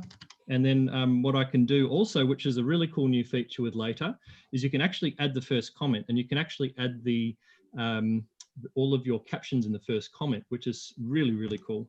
So we go in here and click on Save Captions, and then we just click, I've got this generic one. To be honest, it's the same set of hashtags every single time. Basically that's all you need to do. And then I just click on Create. Changes will not be saved. Oh no, hold on, that's the wrong thing. You have to click on Save. Creates for the link in bio, which I don't actually use that feature. Basically, it's another feature where they create a whole bunch, a link sort of table for you, but I wouldn't recommend it. So just ignore that part and then click on Save. So now what it's done is it's saved it into my sort of timeline of posts. And so you can see here now, it's got the auto above it. See how this one doesn't have auto above it? So that means that that one's not going to auto publish. So what I actually have to do is go in now and add a caption and set it up to be auto published. So essentially what I've done is I've said, I intend to post this on this day, but I haven't gone the whole hog and actually done all of the full setup of it. So you can actually go to this preview window, and this actually shows you an overall view of your feed. You can grab images and basically just drag them in like this. And this is automatically going to be putting out your posting schedule into the future. So you can see this one's going to be quick scheduled. This one's going to be quick scheduled. And you can see all of the other dates. So, you know, I'm able to set up all of my posts up until the 22nd of May and continue on from there. So you just keep on dragging in all your, I guess, all your images that you've got. These little numbers in the bottom corner tell you that you've actually posted that shot before. So if I click on it, I will leave that for the moment. If I click on it, you can actually see the image, but you can scroll down and it actually says that it was actually posted on Beauty of Tasmania on the 16th of April. So the 16th of April wasn't that long ago. So it'd be a bit silly to post it again so soon. So you know straight away it's not probably a good idea. You should probably remember that anyway. But you know, if you're managing a lot of different things, it can be hard. And that also will show you if you've also posted it on. Well, that's been twice. Oh, that's because I just scheduled it. This one here has been posted both on Instagram and on Facebook. So it's telling me both times it got posted and all of that. So you can do the same thing like I was doing that for Instagram. Up the top here, you've also got Facebook, and you can do exactly the same thing. The only difference with Facebook is that it doesn't have the auto or notification option. It just posts it. So you've got to definitely make sure that you've got all of the captions in there and everything like that, because if you just put the raw image in there without any captioning or anything like that, then it's just going to drop it and you might post a shot with no caption at all. But it's super handy to be able to do this because for me, Facebook's probably more of an afterthought in a way. I generally focus on Insta, but this way you can still put the same content that you have put on Insta on Facebook as well. And it works really well. And you can even see what you've actually used. The only thing I would suggest is that you don't actually post the same thing on Insta and Facebook at the same time, because if someone is following you on both pages, it's a bit annoying to see the same piece of content coming up in two different channels. So it's always good to mix it up a bit, keep it going and different. So so that's sort of a very quick sort of rundown of the basic features of Later. So it's later.com. And you can sign up for a free account, and I think you can schedule 30 posts a month, which is, you know, one a day. So that's totally fine. You can even schedule stories, believe it or not, as well. I haven't actually done that yet via Beauty of Tasmania, so I haven't. It's not taking me into that spot. But you if definitely you're all can. set up on the desktop app, does it do a live kind of update for your phone-based app? The phone-based app, they're improving the functionality all the time. It works a little bit better in iOS than on Android, the phone-based app. You can choose a lot. You're starting to be a lot more. You can even do this. I think they just enabled you to be able to do this preview option, feed preview on your phone now as well, which is really, really cool. So will it sync up the images that you prepared on your desktop on the phone app? Yes, so you're uploading this. When you put this in the image library, that's actually going onto their server online. Gotcha. So it's all synchronized across any server, any device that you use. You also get 2 accounts that you can use under the one account. So I can actually switch here. Here I can choose my Luke Sharkey profile. And now I'm actually in my Sharkey account as well. So then I can go and schedule my Sharkey account the same way. You can see that there's a lot less happening in there. You can see these are all the posting windows that the app has suggested that I post the image. You can actually go in here and you can go show best times to post on weekly calendar, but it's going to tell me that I haven't posted enough lately for it to be able to actually, it actually is giving me the calculations. It's just showing me the best times to post across the week. I don't know what algorithm they use. I don't know how accurate that is, but Later's telling you that that's a good idea to post at those times, which is kind of cool. It's better than just thumb sucking. At least there must be some sort of algorithm or some data behind that. So I just use that because I don't know any better anyway. Yeah. Like, but I think it's also based on the data on your own account, or is that a generic one? That's right. It's definitely based on who is active, who your active followers are, and when you're posting as well. So if I started posting in the morning, there will be suggestions coming through in the morning. Gotcha. It's worth to note that if you're always posting in the evening, you're almost selecting for people that are on in the evening. So of course it's going to say it's best to post in the evening. So, you know, it's a bit of a chicken and egg kind of thing going on there anyway. My other question is, does it only work with business accounts as opposed to personal ones? I do think you have to be have a business account for it to work. That's what I thought. There's no impact, I believe, in going to a business account. There's rumors that it affects the the engagement and stuff, but I've never seen any evidence of that personally. But there's just a toggle switch basically you need to enable. I was worried that it would be fine when they first brought it out, and then like they've done with Facebook, they've totally shut down business pages almost completely unless you pay for it. And I was worried that was what's going to happen. Get that sort of that sort of territory of going a little bit too far from a thought process, I think. There's also a third type, which is creator accounts as well. Yeah, this doesn't work with creator accounts either. It only works with business accounts. Yeah, and also it is actually an Instagram approved partner. So there's, it's not like they're going through the API or into the Instagram servers in a way that Instagram doesn't like. They're actually following all the rules, and so that way also it makes me feel more comfortable if I was to be posting using this service that I'm not maybe going to get hit on engagement or something because these photos are popping up and Instagram doesn't really understand why. So, and certainly, like I've said, I've built my Beauty of Tasmania account from literally 0 to, I think it's 13K or something like that now. I'm only really using this app. I think I've posted maybe 3 or 4 times outside of this app or, service. So I think any argument to say that a post scheduler has an impact, for me personally, I find that I haven't seen that. And as I said, it's probably grown faster than what my actual, original account did. So is there any reason to have a personal account over a business account then anymore? Well, it's sort of more terminology than anything. There's lots of advantages to the business one, but what are the advantages to the personal one?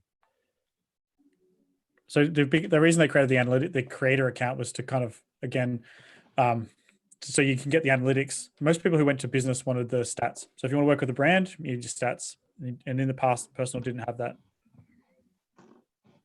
Yeah, and I think you know, that realistically, if you're looking at getting into this scene and maybe getting work out of it, or at least even just developing a profile and understanding a bit around the analytics, it's best to have a business account. I think if you have two different accounts, like a personal, like a behind the scenes kind of an account, and then have a you know, an account that's more about your actual work, then it's confusing for people because they don't really know which one to follow, unless you've got heaps of followers and you can really attend to both accounts. So I think you're better off having one account that's your kind of, it's a business account, but that's just a term, not necessarily like it's all about business. And then all your behind the scenes content's just your stories. That's really, I think, what the big advantage of the story platform is. And the content on stories can live on. It doesn't, it may disappear after you know, a day, but you can save it off as a highlight. And you've got the archive of all those stories, so you can always bring them back and reshare them again. So I think you're better off having the one account that has all of your work on it, and then use the stories as you behind the scenes. And I guess the only exception to that is if you've got vastly different genres that you work across, like if you do landscape, but then you do portraits, it might be a bit too much of a stretch to have both working on the same page. And so it might be good to split those apart. But other than that, I don't know if you agree with that, Rob, but you know, otherwise it's better to put all your resources in one. And I realize I'm being hypocritical because I've got two, but I treat Beauty of Tasmania as more of a passion project than necessarily the same account trying to do it twice over. Yeah, what are your thoughts on that, Rob? I mean, I shoot a lot of different genres, so that's a bit of an issue for me. I've dabbled with different accounts before. I've dabbled with starting feature accounts before. I just, for me, only post what I like on one account. So, but I pay the price for that. So no one's going to go, oh, hey, Rob, that's that epic surf photographer. That's just not how I'm going to be known. Oh, hey, that's that cool drone photographer. It's not me either. So yeah, I've had to I've made a decision that I can't post different stuff everywhere. I don't want to post stuff about myself. I don't want to post my coffees. I don't want to do anything like that. So just like Luke said, I just put all my energy into the one account. If I like something, I post it. And if I want to share something a little bit more than that, I use stories. And your IGTV as well. That's cool. I was just going to ask you about that. Look, there's something to be said as well about like, there's a lot of stuff that goes into trying to get a clickbait headline for some sort of news article, right? But there's something to be said about what does Instagram want from you? And that is, they want people who are using the platform not to get bored and to stay logged on. So they're going to do everything they can to keep people on the platform, right? So if that means hiding stuff, if that means not ghosting things, if that just means basically trying to populate what they think is the best for people to see right to their eyeballs, then that's what they're going to do. They also invest a lot of money in things like IGTV. They also invest a lot of money into stories technologies, different stickers and stuff. So of course, in the background, they're going to be trying to help promote those things. So when IGTV got launched, they were pushing that super hard, and nobody really uses it as much these days. So if you got the time to create some stuff for IGTV, you'd probably be surprised at how many people actually see it. Because Instagram will help you promote it because they want you. If you go live on Instagram, they'll help you promote that because not many people do it. So they're in the background trying to make this platform something that keeps people on the platform. And if your content that you makes people read it longer, click it more, look at it, just stare it on the screen, you don't even have to like it. Instagram monitors how much people are just staring at basically a photo. So how slowly they scroll past it. If you post a carousel, they spend more time going through it. All these sort of metrics add up. And for Instagram or some AI to basically say, what you're making makes people stay on the platform, and therefore, hopefully you get rewarded for that. That's kind of the rough way that I look at it. So if you're putting yourself into two different accounts and you're putting yourself all over the place, then you essentially having to be two people. Yeah. What would you say about single post versus carousel posting? Carousels are amazing. So I've had some people say in the past, like, just stick to single ones, and others say otherwise. So yeah, it's all, I mean, it's really something if you're posting every day, you don't need to worry about what other people think, because you can tell for yourself what works and what doesn't, so at the end of the day, your genre of posting stuff, like let's say for me, doing a lot of tourism photos, it's amazing. Post the one hero shot that's like your magazine cover, the one that gets people to look at it and notice it. But if after 24 hours, people will get automatically shown the second shot and third shot if they didn't engage with the first one. So I actually like I can tell more of a story. I did a tourism NT job and I posted the hero shot like I normally would, because my main goal is to make the client get the best possible images out of what I do. That's an engagement. That's the whole purpose of why I'm there. But then I was able to tell more of an in-depth story, do some portrait shots, do the father and son fishing shots and all sorts of stuff, the campfire shots, the crocodile photo, stuff that I knew wouldn't do well as a hero shot. I was able to post and tell more of a story through the carousel. Yeah. And the amount of comments storytelling. The amount of comments that I got on those posts were through the roof, because you were doing something that people enjoyed, right? So doing a carousel just to have more photos, I do see some people doing it, and I'm like, I don't look at their carousels anymore, because they're just trying to make me swipe over to see a shot bigger. I'm like, I don't care. Oh, like, yeah, the pano. I see that quite a bit. Yeah, we're all humans. We all know when we're trying to get tricked and duped by people. So we don't. Time is of the essence, and someone who's posts a carousel only when it's necessary, you're more likely to look at it more often. And going back to what I said before, Instagram will reward you for that if people are slowing down and paying attention. And I also think posting photos in bulk, like it's not a carousel on Facebook, but it's basically, I think they call it an album. But posting, I think Facebook in some ways is better to post one post with an album of images, maybe 5 to 7 images, less frequently than posting one photo every day on Facebook, because I tend to find whenever I post a larger amount of images together and create it into a bit more of a showpiece, it gets much more shares, much more interaction. It's more for people to look at, and so it's a bit more of an experience for people. And I know it's a bit of a segue there, but if you're going to post to Facebook, that's really something to look at.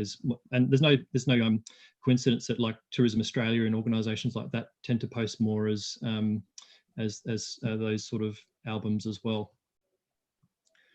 Yeah, it can be difficult, Paul. I mean, I know if you've got if you've got a diverse interest in photography, I think that's something to be shared and explored. And if you're not trying to make money through your Instagram account, then sharing that side of you and sharing that depth through stories or through a carousel of posts, like a good example of something that did really well, Adobe did really well. They're encouraging people to post their hero shot, and then in the carousel was the speed edits of how they edited the shots. They got super good engagement, because you're seeing a cool shot, then you're seeing how it was made. That's amazing. Yeah, be a great way to share behind the scenes content, or supporting images that, like you say, Rob, aren't as strong. It's something that I really should be doing myself as well. Yeah, it's also, if you're a sort of journalistic type photographer and you hated how Instagram didn't punish you for posting a hero shot, well, now you have a chance to sort of curate it like a magazine editor. And for me, it means that in the past, I shoot a ton of photos. Like, I have many SD cards and they all become full, and I back up a lot of stuff.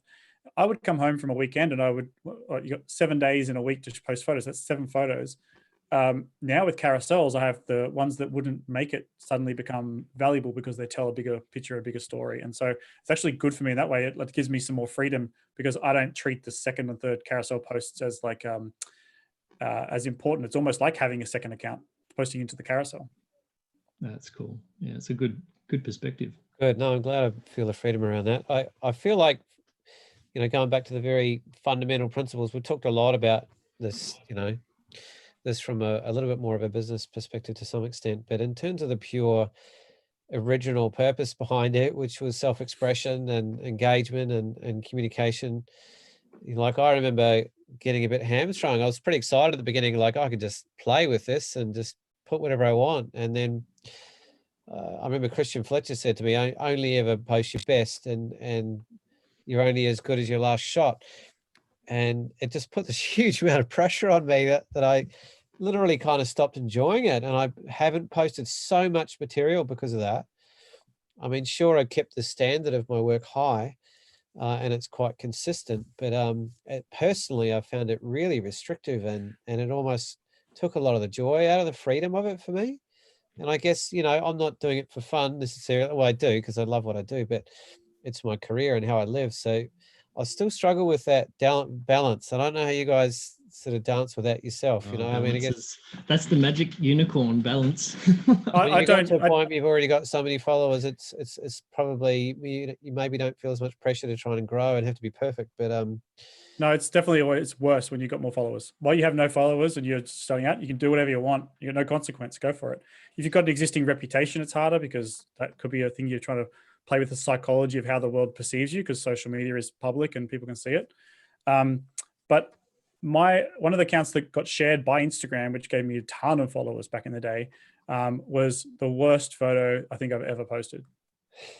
Right? It was embarrassing that they shared that photo, but what are you going to do? So, and if you know what, if I heard that's, I listen to a lot of stories. I love hearing behind the shot type of photo stories. I don't think enough photographers do that sort of stuff. Like, you know, if you posted a shot and you did a story of where it came from and how you got it and stuff like that, I think that's just a gaping hole in the Australian community for sure. There's not heaps of people doing that. okay. But yeah, if you yeah, so I forgot what I was going to say, but I think that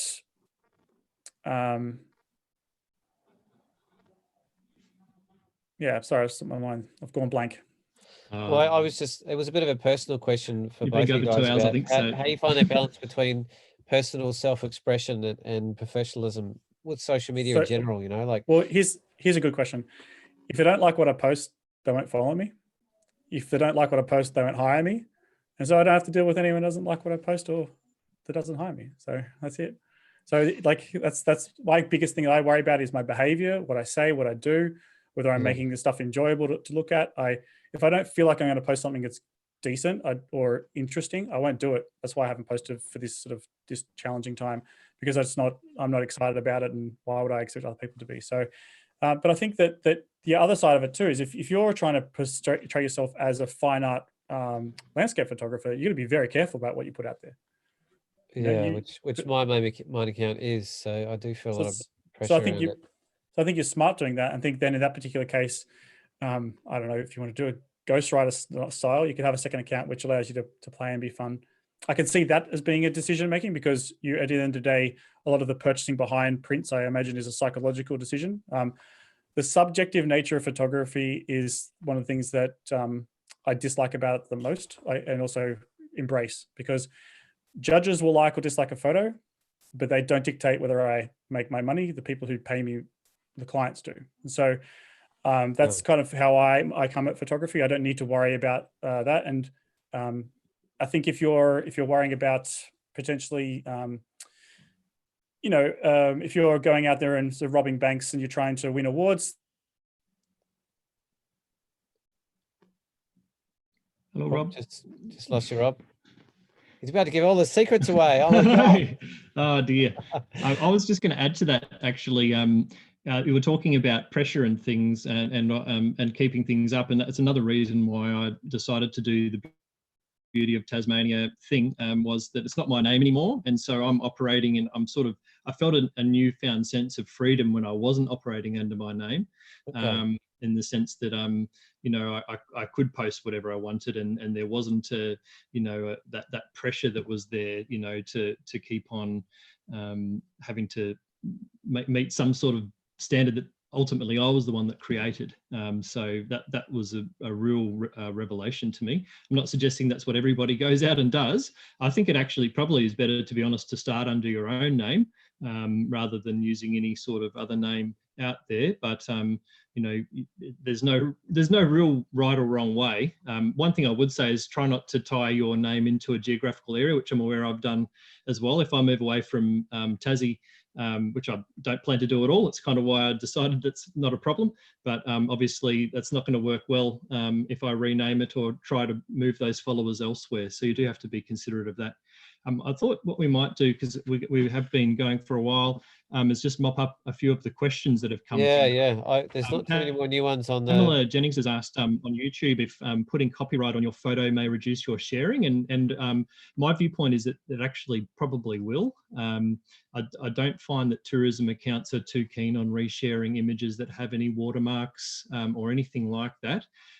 What I can say is I've never really shared anything with a watermark on Instagram, and you know, there's obviously a chance that people may run off with the images. I haven't really experienced that happening to any great degree, and I think the benefit that you get for having that extra possible exposure when they share those images is far outweighs any other of those negatives that may come along. So most people know that if it's on Instagram, it's copyrighted to you. Obviously, if you have no copyright, they don't know it's yours. But yeah, that's you know, most people are very respectful, and the more you're on there, the more you realise that people are really trying to do the right thing. So it's a bit of the Instagram currency, which is really cool. You pick up any other questions there, Paul? No, it hasn't been a few for a while on the chat on this end. Yeah, cool. I don't know if Rob's left us, or I know there he is. I can see him there. You're back. Yep. Didn't I miss it? Ready to go again now? Quick break. Oh, well, I think we normally try and keep it to about the 2-hour mark, and we're kind of getting to that point at the moment. Does anyone have any final questions? You're welcome to drop them in. Do watermarks stop image theft at all, Matt? Matthew asks. Yeah, I mean, people can always crop the watermark out, and you don't really want to have a big invasive watermark over the front of the image. So, I mean, I'm personally actually a bit, I wouldn't say anti-watermarking, but I feel like, you know, if someone's going to go ahead and steal your image and you find out about it, it's a great way of making more money after you send them an invoice and that sort of thing. And that, I have done that. So I would think that it's a good idea to seriously consider whether you need to put anything other than just having your image there. I don't know. Do you have a view on that, Rob, in terms of watermarking in that? Yeah, it's a catch-22. I don't think it's worth my time, because I don't put out a quality of image online as far as resolution goes where I have to really worry about it. If they want to take I've had images used by the New York Times, followed up legally, nothing happened. I've had images used by businesses, followed up, but didn't get money back from that. But it didn't matter because I had other people paying me, so I was fine. But yeah, just be careful about where you're putting images and the resolution. If it's on social media, Instagram and YouTube and like those places are really, really, really strict with copyright. Most of the people I know who have had copyright infringements, their followers found it and told them about it because they remembered the image, which is pretty amazing. And then you file it through Instagram and it gets taken down straight away. It's super quick. It's the only thing the Instagram does well at the moment is if you go to account, report it as copyright, it's gone within 10 minutes. So yeah, I'm with you, Luke. I don't because I'm not putting high resolution images out there that people can really use for anything other than just resharing digitally anyway.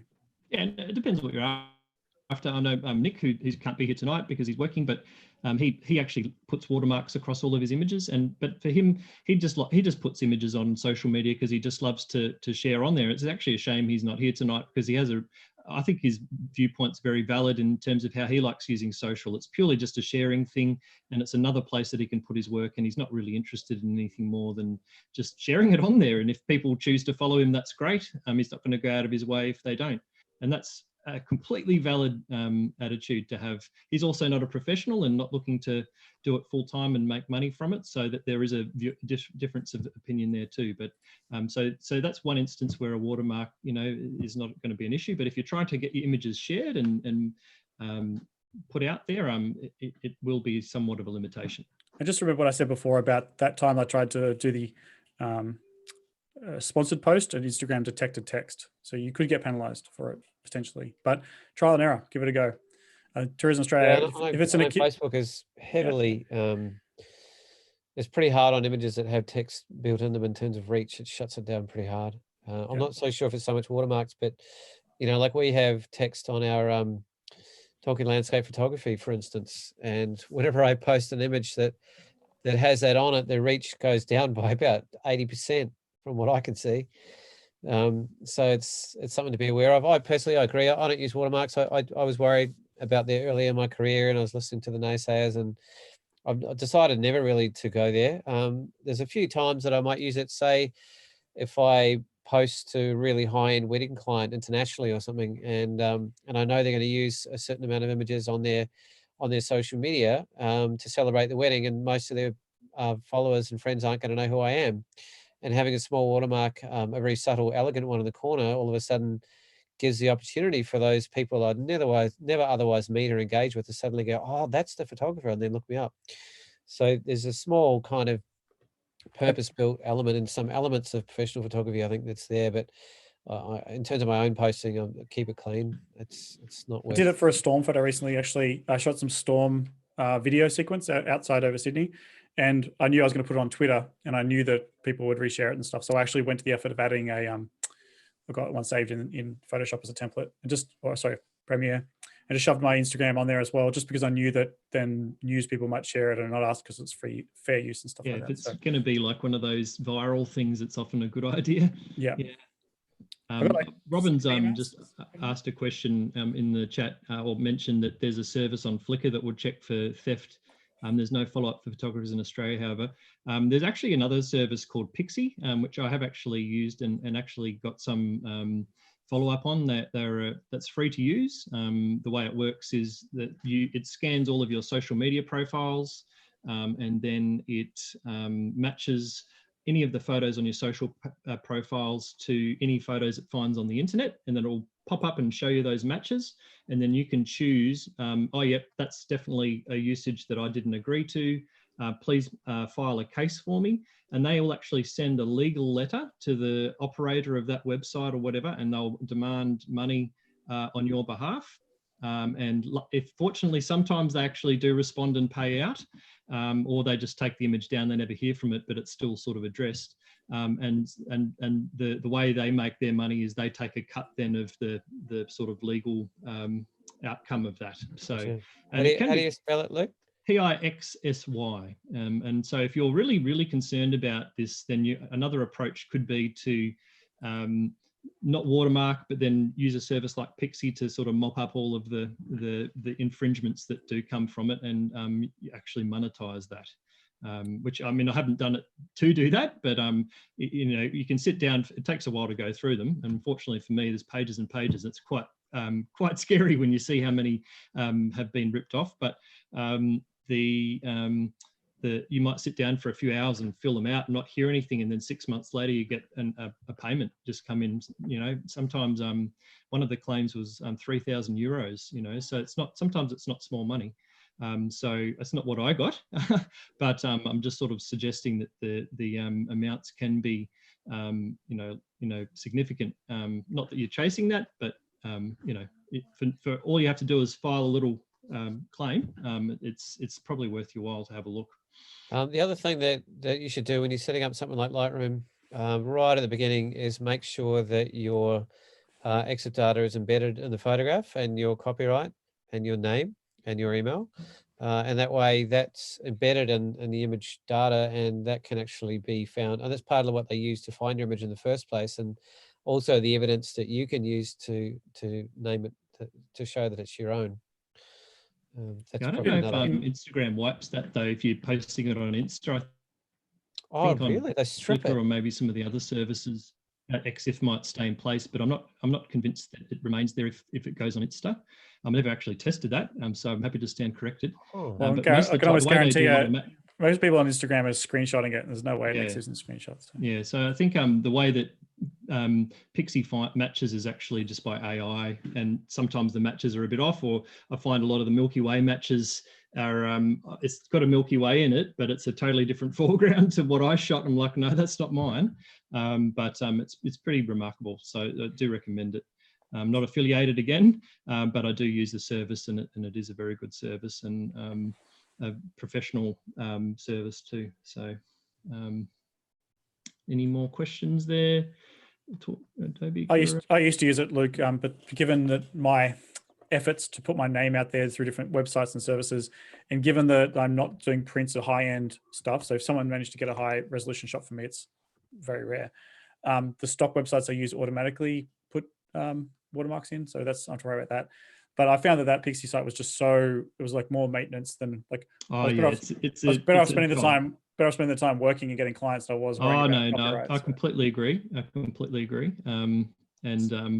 Yeah, so it's a lot of work, but yeah, it's an option for people. Yeah, and, it's good. Yeah. It is good, but it is a lot of work. If you are putting more stuff out there, it's a lot of stuff. So look through.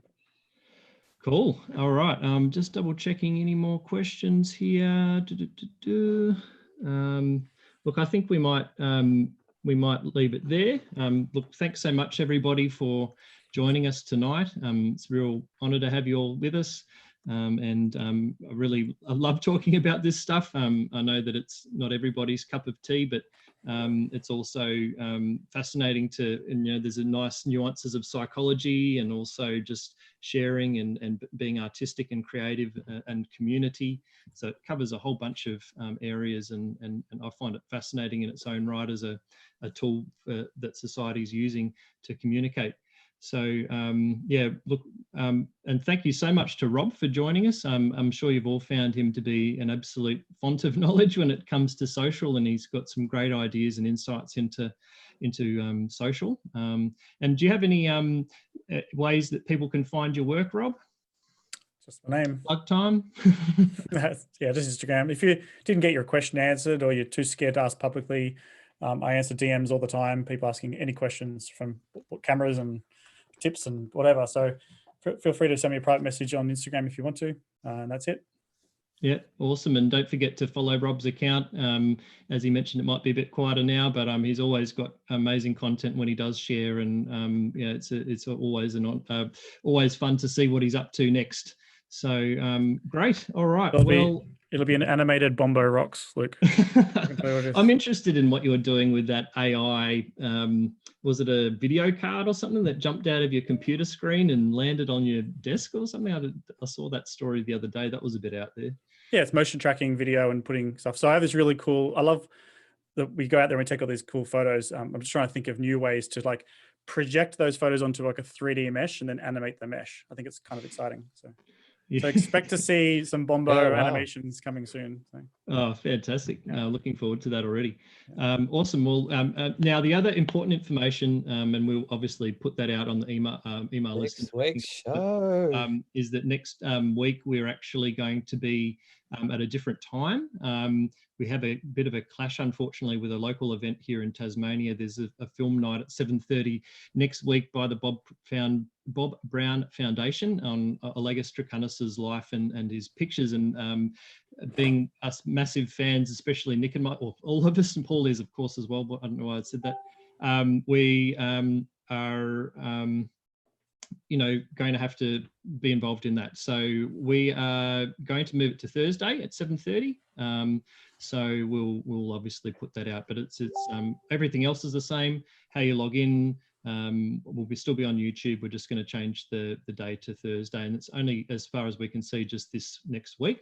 But next week it's a super special show for us. We're definitely going to be calling it a special. We're probably going to be reaching out to a wider audience outside of photography as well. It's about the power and the role of photography in conservation, and that's a particularly huge history of that in Tasmania. And we have one of the greatest living advocates of that I've come across in the world. Rob Blake is coming on live to present around that.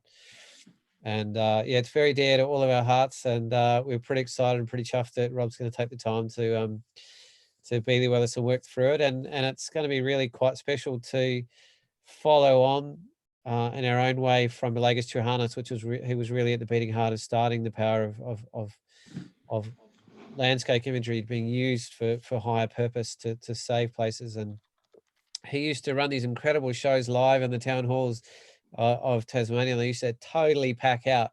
And so the idea is as close as they can to mirror some of those actual original shows that he did. And Bob Brown is going to be the one hosting it on the night before. So yeah, it'd be a beautiful segue into our modern day sort of take on what people like Allegus kind of started for us. Pretty excited for this one. So for those interested in the event that we're talking about, I've just posted a link to it in the chat. So it's just going to talk about, that sums up basically what the film night's about. The really cool thing about it, and we may have touched on it in our favorite episode last week, wasn't it? A long time ago now. Legis Tracanis used to do these amazing film nights when he was still alive, obviously. And they basically went through all of the most special wild places of Tasmania, like Lake Pedder, which is this is all about. And he used to get huge crowds in Tasmania, sort of learning about these places that were only 100 or so kilometres down the road, but no one could ever get to because there was no roads or nowhere to get in there. So he was kind of instrumental in helping educate people. And so now they're doing a film night kind of to honour his work and talk about that. So we thought it was quite appropriate to move the event because of that. So yeah, that's just a bit of background about why. About that. And look, great, thanks for joining us. We will catch you again next week if you can make it, and we're very much looking forward to having Rob with us, Rob Bark too, and yeah, thanks again. I understand. Mulally, and really appreciate your time, Rob. It's been awesome, man. Thank you so much. We loved it, and we really hope you got something out of it. And yeah, we'll see you again next week. Bye, everybody.